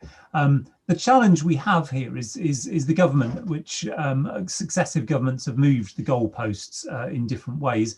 The definition that I think everyone here would agree is the correct one, which is the one that Dick has moved here, was actually set as long ago as 2006 for domestic buildings, that I think was then adopted or proposed to be adopted for non-domestic buildings in 2008, and was supposed to come into force some years later. Unfortunately, the 2015 election produced the result that it did, which I'm fairly positive that almost everybody in front of me, if not everybody, regrets the outcome of that particular election. And almost immediately afterwards, the then Secretary of State Sajid Javid announced the redefinition of what zero carbon meant. And it reminds me very much of the government's redefinition of the word affordable when they're talking about affordable housing. And you can, if you alter the definition of things which you think have a clear meaning, then you end up in these slightly surreal times that we have. And thank you. This is a clear example of that. So I was very much in favour of that original 2006 definition. I'm very happy for us to adopt it, but there will be times, as with affordable housing, when we have to use the required government definition. Okay, time's up. Sorry, Lord Mayor.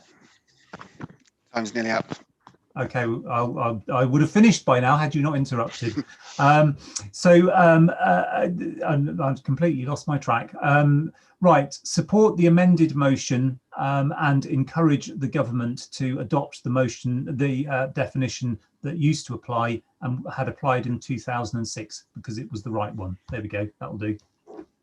Thank you very much, appreciate that. Councillor Mike Gotch and then Councillor Craig Simmons, and we're not taking any more speakers on this. Okay. Thank you, Lord Mayor. Liberal Democrats certainly support this motion that makes sure that buildings make their contribution towards combating climate change. It's obvious that existing buildings, especially terraced Victorian buildings, certainly need a great deal more time to add proper insulation, green heating systems, air tightness, and so on and so forth. Certainly they're going to need longer. Whether 30 years is right is arguable, but nonetheless, that's what the motion says, and we would support that. We would also certainly support the fact that all private building developers or builders or anybody else, private individuals, should in fact aim at making their contribution just the same as council buildings should. We would certainly support that. My one reservation, I have to say, is that I think for new buildings, whether they're council buildings or private buildings, to give them 30 years to comply with zero carbon construction standards seems to me ridiculous. That's 29 years from now. We're giving people the right to build buildings that are not zero carbon. That I think is too much. Having said that, we will support this motion. Thank you. Thank you very much. And the last speaker, Councillor Craig Simmons, please. Yeah, thank you, Lord Mayor. I won't be long, but thank you to Councillors Turner, Hollingsworth and Gotch for their support. I mean, just wanted to sort of, it is very confusing when you don't have clear terminology, and that creates wriggle room, as has been said, to make misleading claims, or for people to sort of, do shortcuts, and that's the last thing I think any of us want when we want to really deliver true zero carbon homes. I just want to say that at the moment, if you deliver a zero carbon home as definition in our local plan, it could still be producing several tons of carbon dioxide a year, because unregulated loads are excluded for reasons which Alex Hollingsworth explained. But we shouldn't be sort of encouraging or supporting the government spin in any way. We should be making it very clear in our own communications what is true zero carbon. It's a mathematical concept. It's not something that should be open to interpretation. So I'm very glad that people will be supporting this motion, and I just encourage everyone to do so. Thank you. Thank you.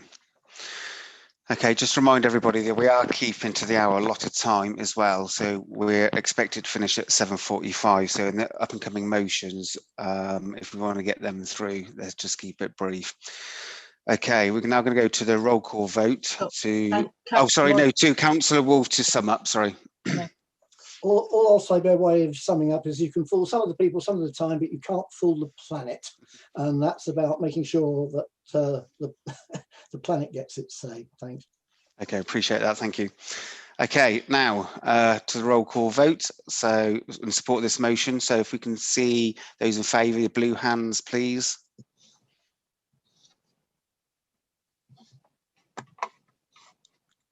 Right, Lord Mayor, just check. I have got 42 out of 43 have raised their hand in support, and Councillor Azad, I don't see a hand. Could you just confirm? Support. Support, thank you. So that's all 43 in support. The next motion, Lord Mayor, does have an amendment as well. Yes, thank you very much, appreciate that. Okay, that brings us on to the third motion, school streets to tackle air quality and tackle associated health inequalities. And I hand over to Councillor Marie Tidball to propose. Thank you. The coroner's verdict last month that the death of 9-year-old Ella Adu Kissi Deborah in 2013 was caused by air pollution, the first time this has been listed as the cause of death in the UK, has brought sharply into focus the health emergency caused by poor air quality. This council notes with deep sorrow Ella's death. Air pollution is already a dangerous threat to our community's health. The current pandemic is making a bad situation worse, with deaths from COVID more prevalent amongst those exposed to higher levels of air pollution. The effects of poor air quality aggravate existing intersecting inequalities, with Black and minority ethnic people and those from more deprived communities being far more likely to be exposed to higher levels of pollution and thus suffer worse health outcomes.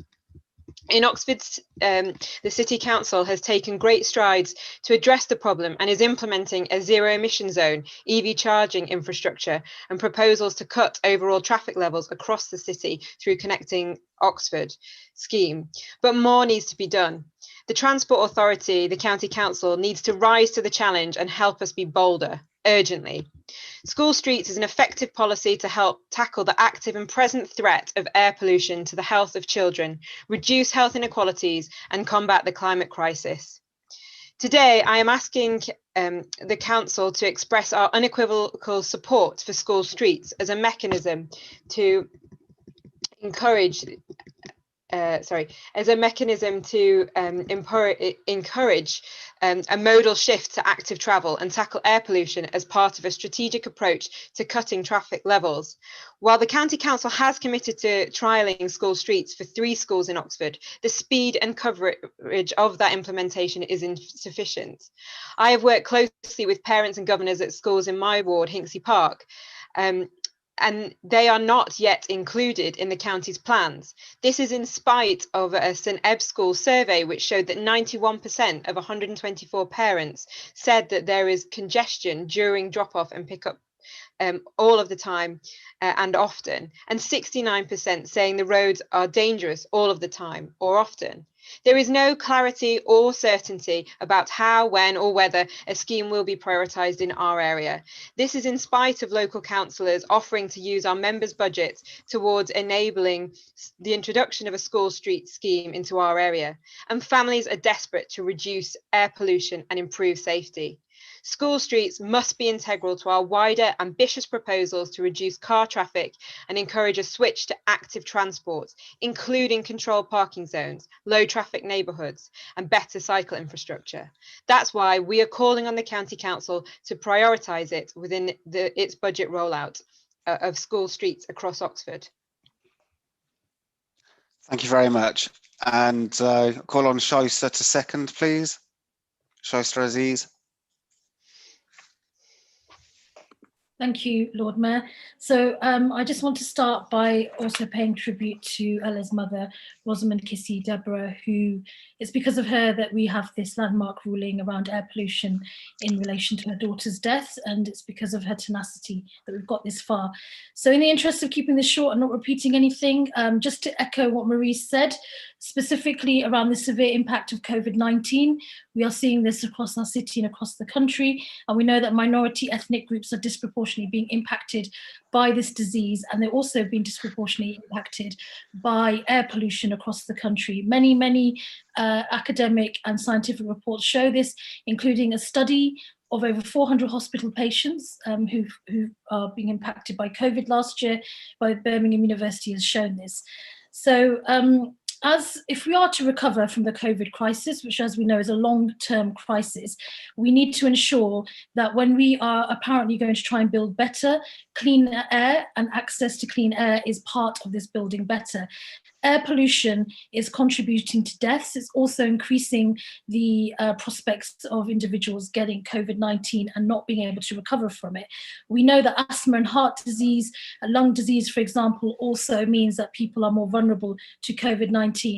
Now, we know the lockdowns are having a profound impact on people's lives, mental well-being and everything else. But what we also know is that people are seeing the benefits of cleaner air across Oxford and across the country. And we know that nitrogen dioxide has dropped by 20 to 30% across urban areas in this country. And we cannot allow the clock to be reversed on this. So it's really important that we have a window of opportunity to ensure that we make the essential changes we need to make. And I'm just going to wrap up by saying that one of the things this motion is doing, and I really welcome it, is connecting deprivation, inequity, racial injustice, and many other issues with air pollution. And this is a reality, and we must connect all these dots if we are to convince people that these radical changes are not radical, they're essential changes, and it's the only way that we're going to keep people healthy. Thank you very much, appreciate that. Okay, and now we go to Councillor Andrew Gant to propose the amendment, please. Thank you, Lord Mayor. Sorry, I'm a little hazy on the procedure. I thought amendments were debated first, but thank you for calling me. We hugely welcome the School Streets initiative for all the reasons that have been set out very clearly by Councillors Tidball and Aziz. And as Marie said, a number of councillors across the chamber have been actively involved in promoting them for some time. But the reason for this amendment is that we do have a problem with lumping it together in the motion with support for Connecting Oxford, which is a separate initiative and one about which we do have considerable reservations. Basically, any meaningful solution to tackling the dominance of the private car in our city needs to be much bolder. This Connecting Oxford scheme starts from the right place, but has a number of features which limit its effectiveness. The workplace parking levy covers half the city, but not the other half. Commuters driving in from the north to work in the city will be charged if they stop at work in my ward, but if they sail merrily through and park at a workplace in the city centre, they won't. We can all think of businesses on one side of the boundary of the levy zone who will look across the road at businesses on the other, which is just simply not fair and impossible to sell to those businesses. The same applies to schools, whom this motion is designed to help. And perhaps the most telling instance of where this scheme falls down is that the workplace parking levy actually omits from the charging zone county councillors' own car park at County Hall. So just let me be clear to avoid wasting council's time by speaking on the main motion. I strongly support School Streets and wouldn't dream of voting against it. But what I'm trying to do is make this better by not muddling it together with a policy which is so far ill thought out and badly thought through. Oxford needs better and it deserves better, and this motion would be better if we simply take out the reference to the current Connecting Oxford proposals and instead commit to delivering something more fit for purpose.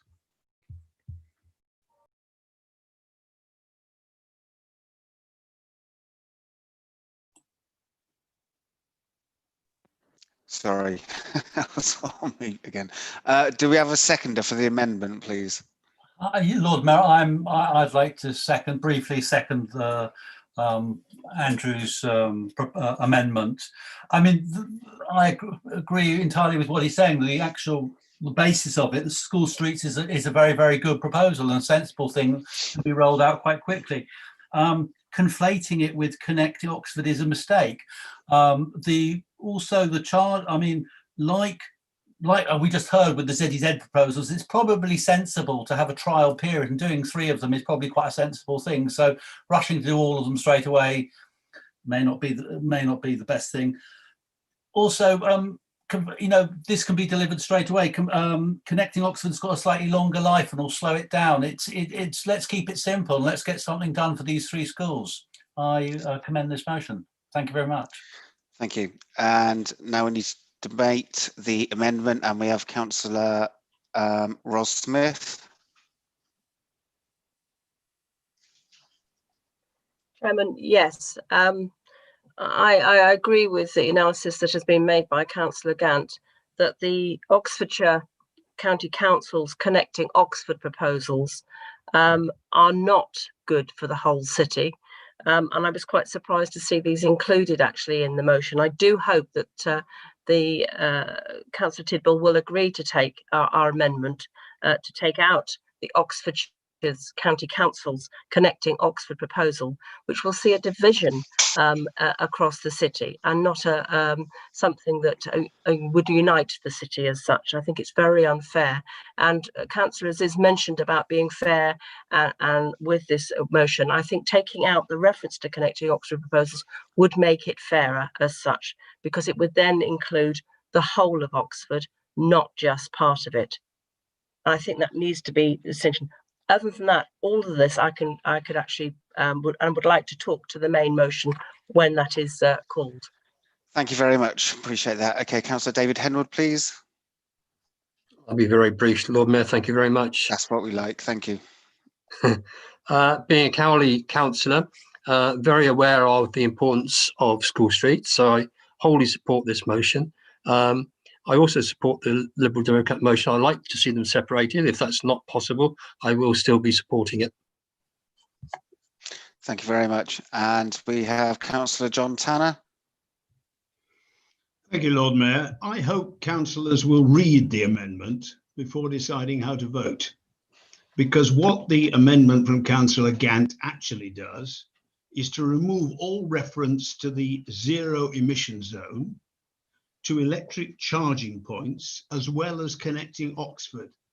Now, my position is not that connecting Oxford is perfect, but it's a substantial beginning, and it has the backing even of the Conservative-run County Council, and it's very sensible for this council and the County Council to work together to make significant improvements for our children in this city. So I think it would be a mistake to vote for the amendment. I'm really quite surprised at Councillor Gant that he should have put this in. And surely it's better to have a good beginning with the zero emission zone and with electric charging points and with connecting Oxford, on which we can very quickly build. But if we refuse to work with the County Council in as far as they're prepared to go, then we will get absolutely nowhere.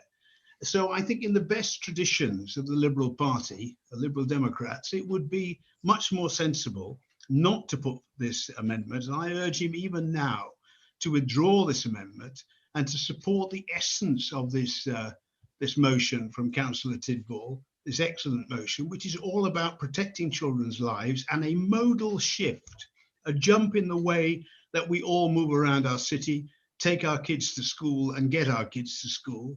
And that means using cars much less, using buses and bikes and walking much more, and making it safe for those who choose to do so, so that they're not in a position where their lives of children are in danger. So really, it would be quite a mistake to throw out electric charging, the zero emission zone, and connecting Oxford, because they move in the right direction. Thank you very much. And just to remind you, we have 13 minutes left. I'm only going to take 3 more speakers, and that will be Councillor Dick Wolf, Councillor Sarge Malik, and Alex Hollingsworth. Okay. Thank you, Lord Mayor. We can't support the amendment, I'm afraid. For all its flaws, connecting Oxford, the best can be the enemy of the good, and we need to get something happening very quickly. Before very long, we're going to have low traffic neighbourhoods rolled out across the city, and without something like connecting Oxford, there's a potential for mayhem. We've got to have something like that in, and anything that suggests that we've got to go and get it perfect before we implement anything just can't find our support, I'm afraid. Thank you, appreciate that. Councillor Sarge Malik. Yeah, no, I also, being a Cowley Marsh ward councillor, and know the importance of the school street, because I have a school in, well, I have two schools in my ward currently I represent. No, I agree basically to shortcut what John Tanner has said. So we have to work with the county council. I won't be voting for the amendment. Thank you very much. Councillor Alex Hollingsworth, please. Yeah, very much echo what the last 2 speakers have said. The problem with this amendment is that instead of action which is overdue, and I don't mean that in the broadest sense, I mean it in the sense that connecting Oxford, actually the outcomes of connecting Oxford have been embedded in every single local plan that's been adopted in this county over the last 5 years, and yet it has not yet happened. Because it's behind schedule. The amendment proposes, instead of doing something, even when that something isn't perfect, and Councillor Gant is quite right, the workplace parking levy proposal should cover the entire city and potentially beyond. But we fix that by having a better election outcome in May and electing an administration that will actually do that. But it replaces action and moving forward, albeit imperfectly, with inaction, and that is the fundamental problem with it, and that's why I can't support it. Actually, we're doing quite well on time. We've got about the next 2 minutes. Councillor Tom Hayes, if you want to come in, I'll give you 60 seconds. I'll be as quick as I can be. I build on Alec Hollingsworth's points there, and I just draw the attention of councillors to two big investments in the city. Project Energy Superhub Oxford, a £40 million investment that allows rapid EV charging, would not have been possible had Oxford not stated the ambition to be a zero emission zone and have Connecting Oxford. We heard from the bus companies very recently that had we not introduced ambition for those two policies, we would not have seen the of Oxford being pinpointed as being an all-electric bus city, £50 million worth of investment coming into the city. Now, the Liberal Democrats in government cut councils to the bone so that the councils like Oxford have to try and find funding elsewhere. Can they please not have a go to zero emission zone and Connecting Oxford on unreasonable grounds, which therefore removes our options for bringing investment into the city in other means? Thank you. Thank you very much. Appreciate that. Okay, we now go to Councillor Marie Tidball to respond. Thank you. Well, thank you for everyone else's responses. School streets are an important measure to encourage active travel as part of an active lifestyle, so critical to tackling childhood inactivity and promoting sustainable travel, and both health and environmental necessities. In doing so, they can lead to a behaviour shift away from the kind of short car journeys which we know dramatically increase children's exposure to air pollution, doubling pollution emitted from vehicles. However, school streets and measures like them do not exist in a vacuum. They must be, as other colleagues have said, part of wider, ambitious proposals to reduce car traffic and encourage a switch to active transport, including Connecting Oxford, as well as controlled parking zones, low traffic neighbourhoods and better cycle infrastructure. That's why we reject the Lib Dems amendment. Now is the time for action. If we included this motion but excluded Connecting Oxford, cars on the Abingdon Road would continue to potentially build up without benefiting from the infrastructure changes that would come about as a result of Connecting Oxford, thereby affecting children in my ward, just as an example. Children in highly polluted areas are 4 times more likely to have reduced lung function in adulthood. So improvement to air quality now can reverse this effect. There is no time to be kicking the can down the road in the way the proposed Lib Dem motion amendment would do, at a time when both the city and the county councils have formally recognised the global and local climate emergency. We need to take decisive action to reduce the impacts of car traffic in Oxford and Oxfordshire now. We reject this amendment. Can't hear you, Mark.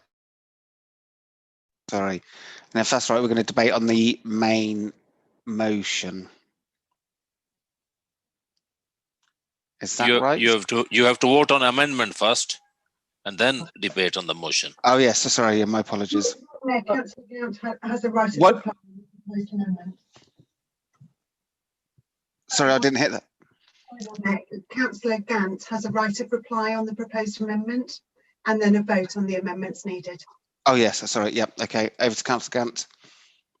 Thanks very much, Lord Mayor. So just to be extremely brief, just to thank you, colleagues, for all your contributions. Just to reassure John and others that I did make it very clear that I do support the motion, and I will support it even without my amendment. What I'm trying to do is separate out 2 things which are not the same, one of which needs more work, frankly. John talks about working with the county. Well, yes, of course, and you know what has been said already about a change of administration in May will clearly make things much better when it happens, assuming it does happen in May.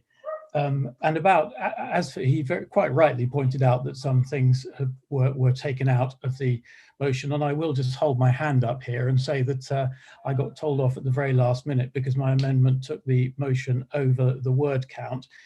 So I had to lop some bits out, and perhaps with literally a minute to go, I may have done that without perhaps as much care as I might have done. But thank you, John, for spotting that. But I do think the amendment will would make the motion better by simply allowing us to focus on the main point at issue, which is school streets. So I commend the amendment to council. Thank you, and my apologies for making a bit of a mess of this. So we're now going to debate on the main motion. Should have done that before Marie sort of summed up. Lord Mayor, Yeah. we should take a vote on the amendment only. Okay. And after we've taken a vote on the amendment, then we can proceed to a vote on the main motion, because then Okay. we'll know whether it's Yeah. Marie's motion Carried or or not. the amendment. Okay. With this, Lord Mayor, it will take a minute or two, because we're not going to have a unanimous vote. Okay. So, okay, blue hands to vote on the amendment, please. Raise so your those- hands. those Those in in- favour. Those in favour of the amendment.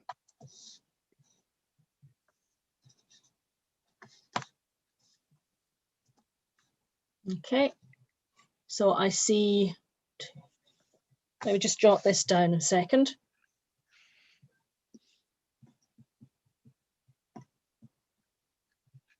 So I see 7 in support of the amendment. If I can lower those hands, and then when I have lowered all the hands, Lord Mayor, shall we take those against the amendment? Yes, please.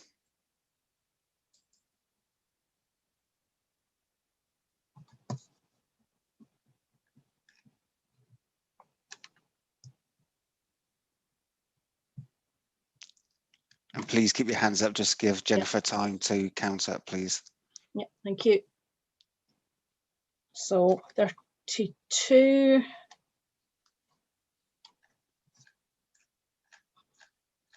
Right, Councillors Henwood, Azad and Linda Smith. I don't have your votes. Lord Mayor, I'm abstaining. One abstention. Councillor Smith has voted in support, and Councillor Azad? Support. Support or against? Sorry, I missed that. Support. Okay, so that's 34 against the amendment, so the amendment falls. So we're back to the substantive motion, aren't we? So we're debating the main amendment now. The main motion unamended. Motion unamended, yes.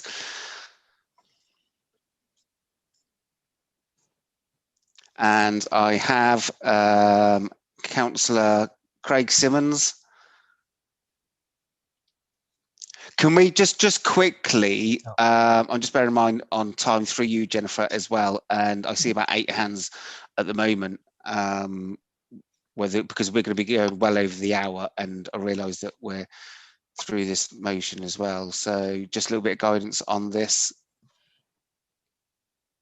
If council is agreed, then they can continue to debate this and take the vote on it and take a little bit longer. Or if they would prefer to truncate the debate and finish within the hour, I think put it to council. Agreed. There were No, it doesn't work like that. Hold on. So I think what we'll do, ask everybody to take their hands down, please. Okay. And then we're voting for whether to extend, go past the hour or not. So the first one is vote to go past the hour. Please put your hands up now.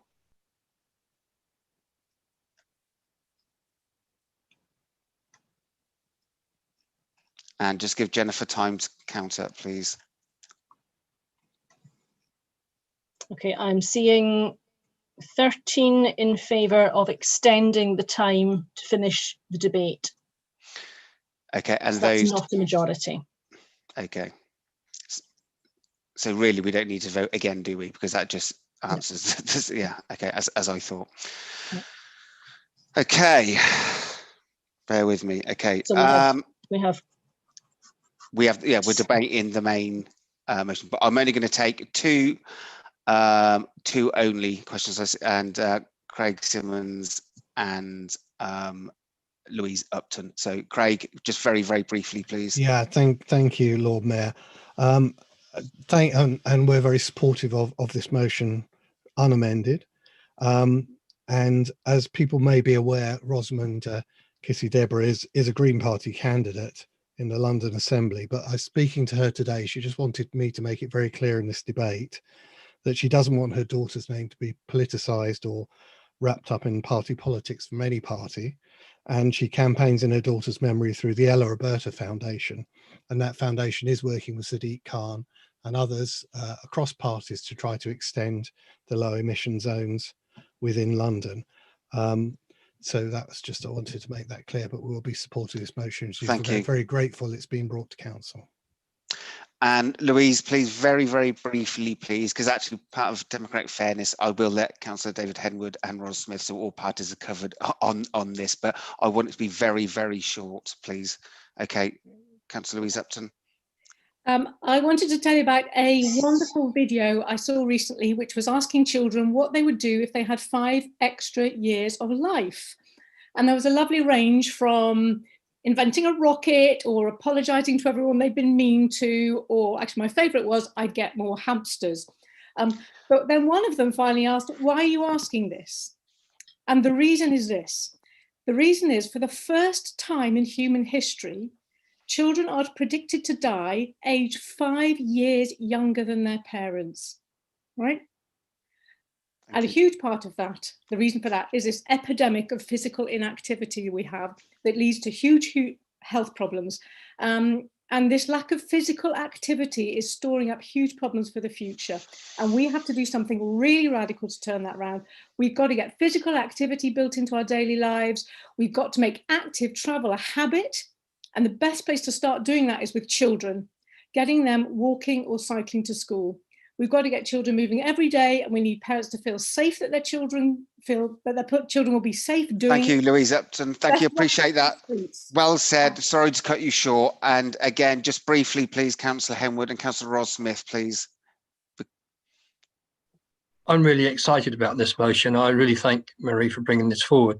I have only one concern, and that is some children cannot walk. They may be disabled or they may be SEND students. I will be supporting the motion, but I'd like you also to think about how they are going to get to school if they do not have access via the normal systems. Thank you. Thank you very much, appreciate it. And same again, Councillor Ros Smith. Let's keep it brief, please, as always, like you do.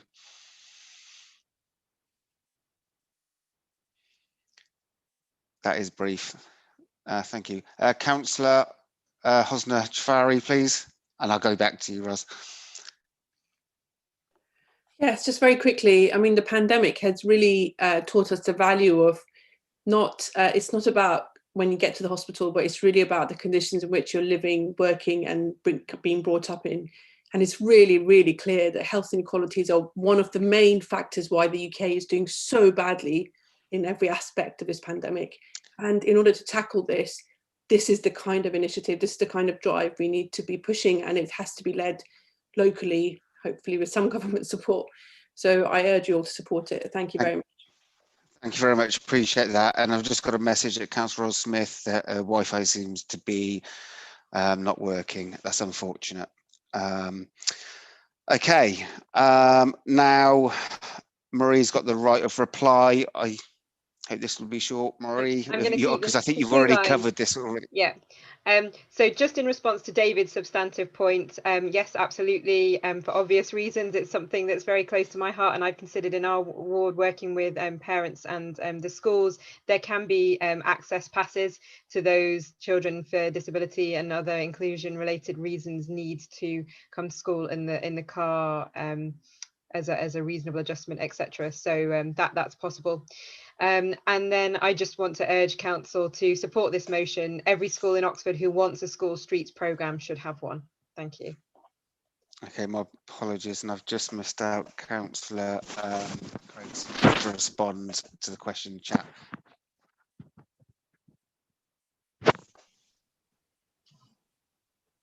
Councillor Simmons.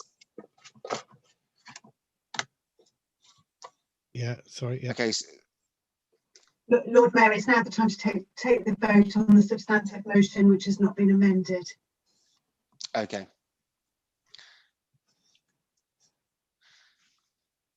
Okay. So now we're going to move to the vote. So raise your blue hands. for that's been amended. So this is the original motion as Original. unamended.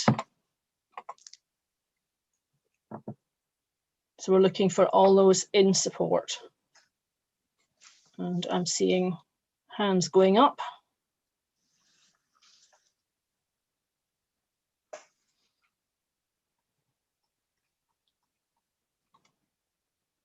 Okay, so that's all councillors have voted in support except for Councillor Gotch and Councillor Ross Smith. So can I just check how they wish to vote? In favour, but I've been losing. That's fine. In support, and Councillor Gotch has just put his hand up. So, Lord Mayor, that's everyone has voted in support of the unamended motion. Bear with me. Okay. And we are just about out of time for motions. Yes, we are. And that is carried. And thank you ever so much, everybody. And my apologies, I did muddle through some of that. There was a little bit of confusion, but we got there in the end. So lessons learned. Okay, I'm going to draw this meeting now to a close.